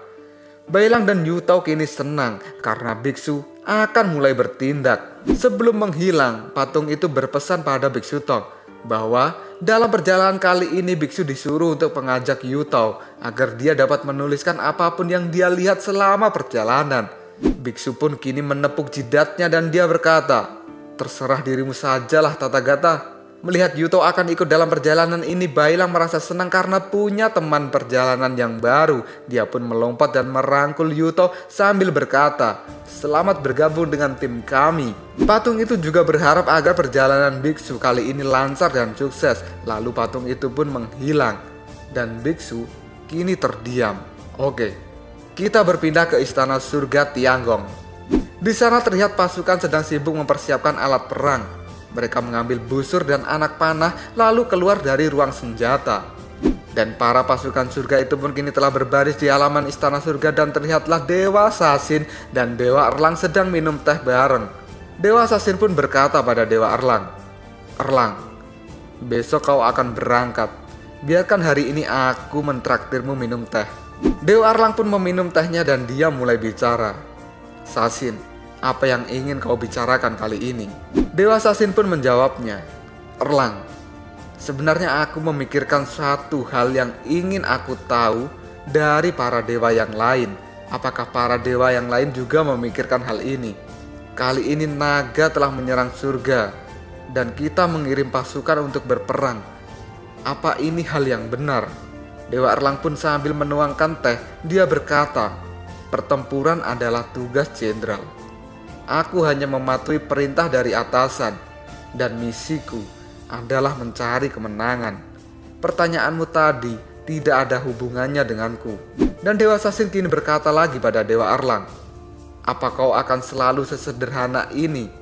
Dirimu tidak hitam dan juga tidak putih. Sepertinya akan bagus jika segala sesuatu hal di dunia ini tidak menjadi rumit."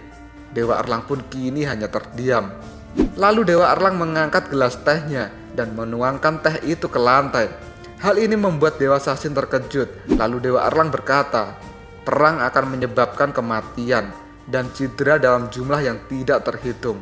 Tapi itu tak bisa dihindari." Dan Dewa Sasin menjawabnya, "Inilah yang harus kita lakukan." Kita berpindah ke halaman istana surga. Di sana ada Jenderal Surga Timur dan juga Jenderal Surga Barat yang sedang mengobrol. Jenderal Barat bertanya, "Kenapa kita tidak ikut dalam perang ini?" Dan Jenderal Timur pun menjawabnya, "Karena kamu dan aku sama-sama tahu bahwa tujuan perang ini bukan untuk menghancurkan klan naga." Jenderal Barat lanjut bertanya, "Naga kini juga sudah mempersiapkan perang. Bisakah kita menang melawan mereka?" Dan Jenderal Timur pun menjawab, "Ada Dewa Mata Tiga dan beberapa muridku dalam peperangan ini. Kemampuan mereka sudah lebih dari cukup. Hanya saja ada hal yang membuatku bingung. Ini adalah terlepas dari kegelisahan para prajurit surga. Apakah hal ini juga dialami oleh para Asyura?" Jenderal Barat pun menjawabnya, "Aku tak tahu. Tapi jika itu terjadi, apa yang harus kita lakukan? Kita harus tenang dan mengamati situasi dan perkembangan saat ini. Aku berharap hal itu tidak akan terjadi dan tidak ada hal yang lebih buruk dari ini," kata Jenderal Timur. Oke, kita berpindah ke tempat Biksu Tong. Terlihat di sana matahari pagi sudah terbit dan di luar hotel, Bailang kini sedang berkemas dan mempersiapkan hal-hal yang akan dibawa dalam perjalanan kali ini. Biksu pun mulai mengatakan pada Wujing, "Wujing, dalam perjalanan kali ini aku mengajakmu dan juga Bailang untuk menemaniku." Dan Wujing pun mengiyakan. Aoye kini keluar dari dalam hotel dan dia terlihat bersedih karena Biksu Tong akan segera pergi. Biksu yang bisa membaca ekspresi dari Aoye, dirinya tak tega dan mengajak Aoye ikut dalam perjalanan ini. Mendengar ajakan dari sang biksu, Aoye pun merasa senang dan dia berlari ke tempat biksu dan Wujing. Biksu kini sudah bersiap akan berangkat. Tapi terlihat Yuto masih sibuk melakukan sesuatu dan sedang dilihat oleh Baisi dan juga Putri Tengkorak Putih. Ternyata Yuto ini sedang mengubur batu ajaib pemberian Tathagata. Yuto pun mengatakan pada Baisi dan Putri Tengkorak bahwa batu ini akan membantu Raja Kera bereinkarnasi. Yuto pun meminta Baisi dan Putri Tengkorak untuk menjaganya. Putri pun berkata, "Siap, kami akan melindunginya." Dan kini batu ajaib itu telah terkubur dengan sempurna. Yuto pun kini berpamitan pada kedua cewek itu. Dan jangan lupa untuk menjaga selalu batu ini, karena Yuto tak tahu kapan dirinya akan kembali. Baishi pun menjawabnya, "Anda tak perlu khawatir, dan Anda dapat mempercayai kami." Merasa lega dengan jawaban kedua cewek itu, Yuto pun kini berlari sambil melambaikan tangan dan menyusul Biksu Tong dan juga yang lainnya. Baru saja mereka berjalan, tiba-tiba saja ada hal yang terjadi. Dan hal ini membuat mereka semua terkejut, karena secara tiba-tiba, langit kini menjadi hitam dan keluar cahaya emas dari dalam awan hitam itu. Langit dengan awan hitam ini terlihat sangat menakutkan, apalagi ditambah dengan adanya cahaya emas yang bersinar memanjang di sepanjang langit dan membentuk sebuah garis yang berliku. Melihat kejadian langka ini, sang biksu pun mulai menunjukkan raut wajah waspada dan dia berkata, "Tak kusangka aku akan memulai perjalanan ini lagi ketika tiga alam berada dalam kekacauan. Jalan di depan kita tak dapat diprediksi seberapa jauh dan lama mereka akan melakukan perjalanan ini, karena yang berani tak akan kenal takut. Dan kini kombinasi tim baru akan memulai perjalanan lagi. Sebuah jantung bumi telah menunggu mereka. Lalu bagaimana cerita perjalanan selanjutnya? Tunggu saja jawabannya di next video. Koprol sob. Tetap stay di channel Sobat Movie dan jangan lupa klik subscribe, like, dan share ke teman-temanmu agar channel ini dapat berkembang dan menghibur kalian semua. See you next tomorrow. Bye-bye.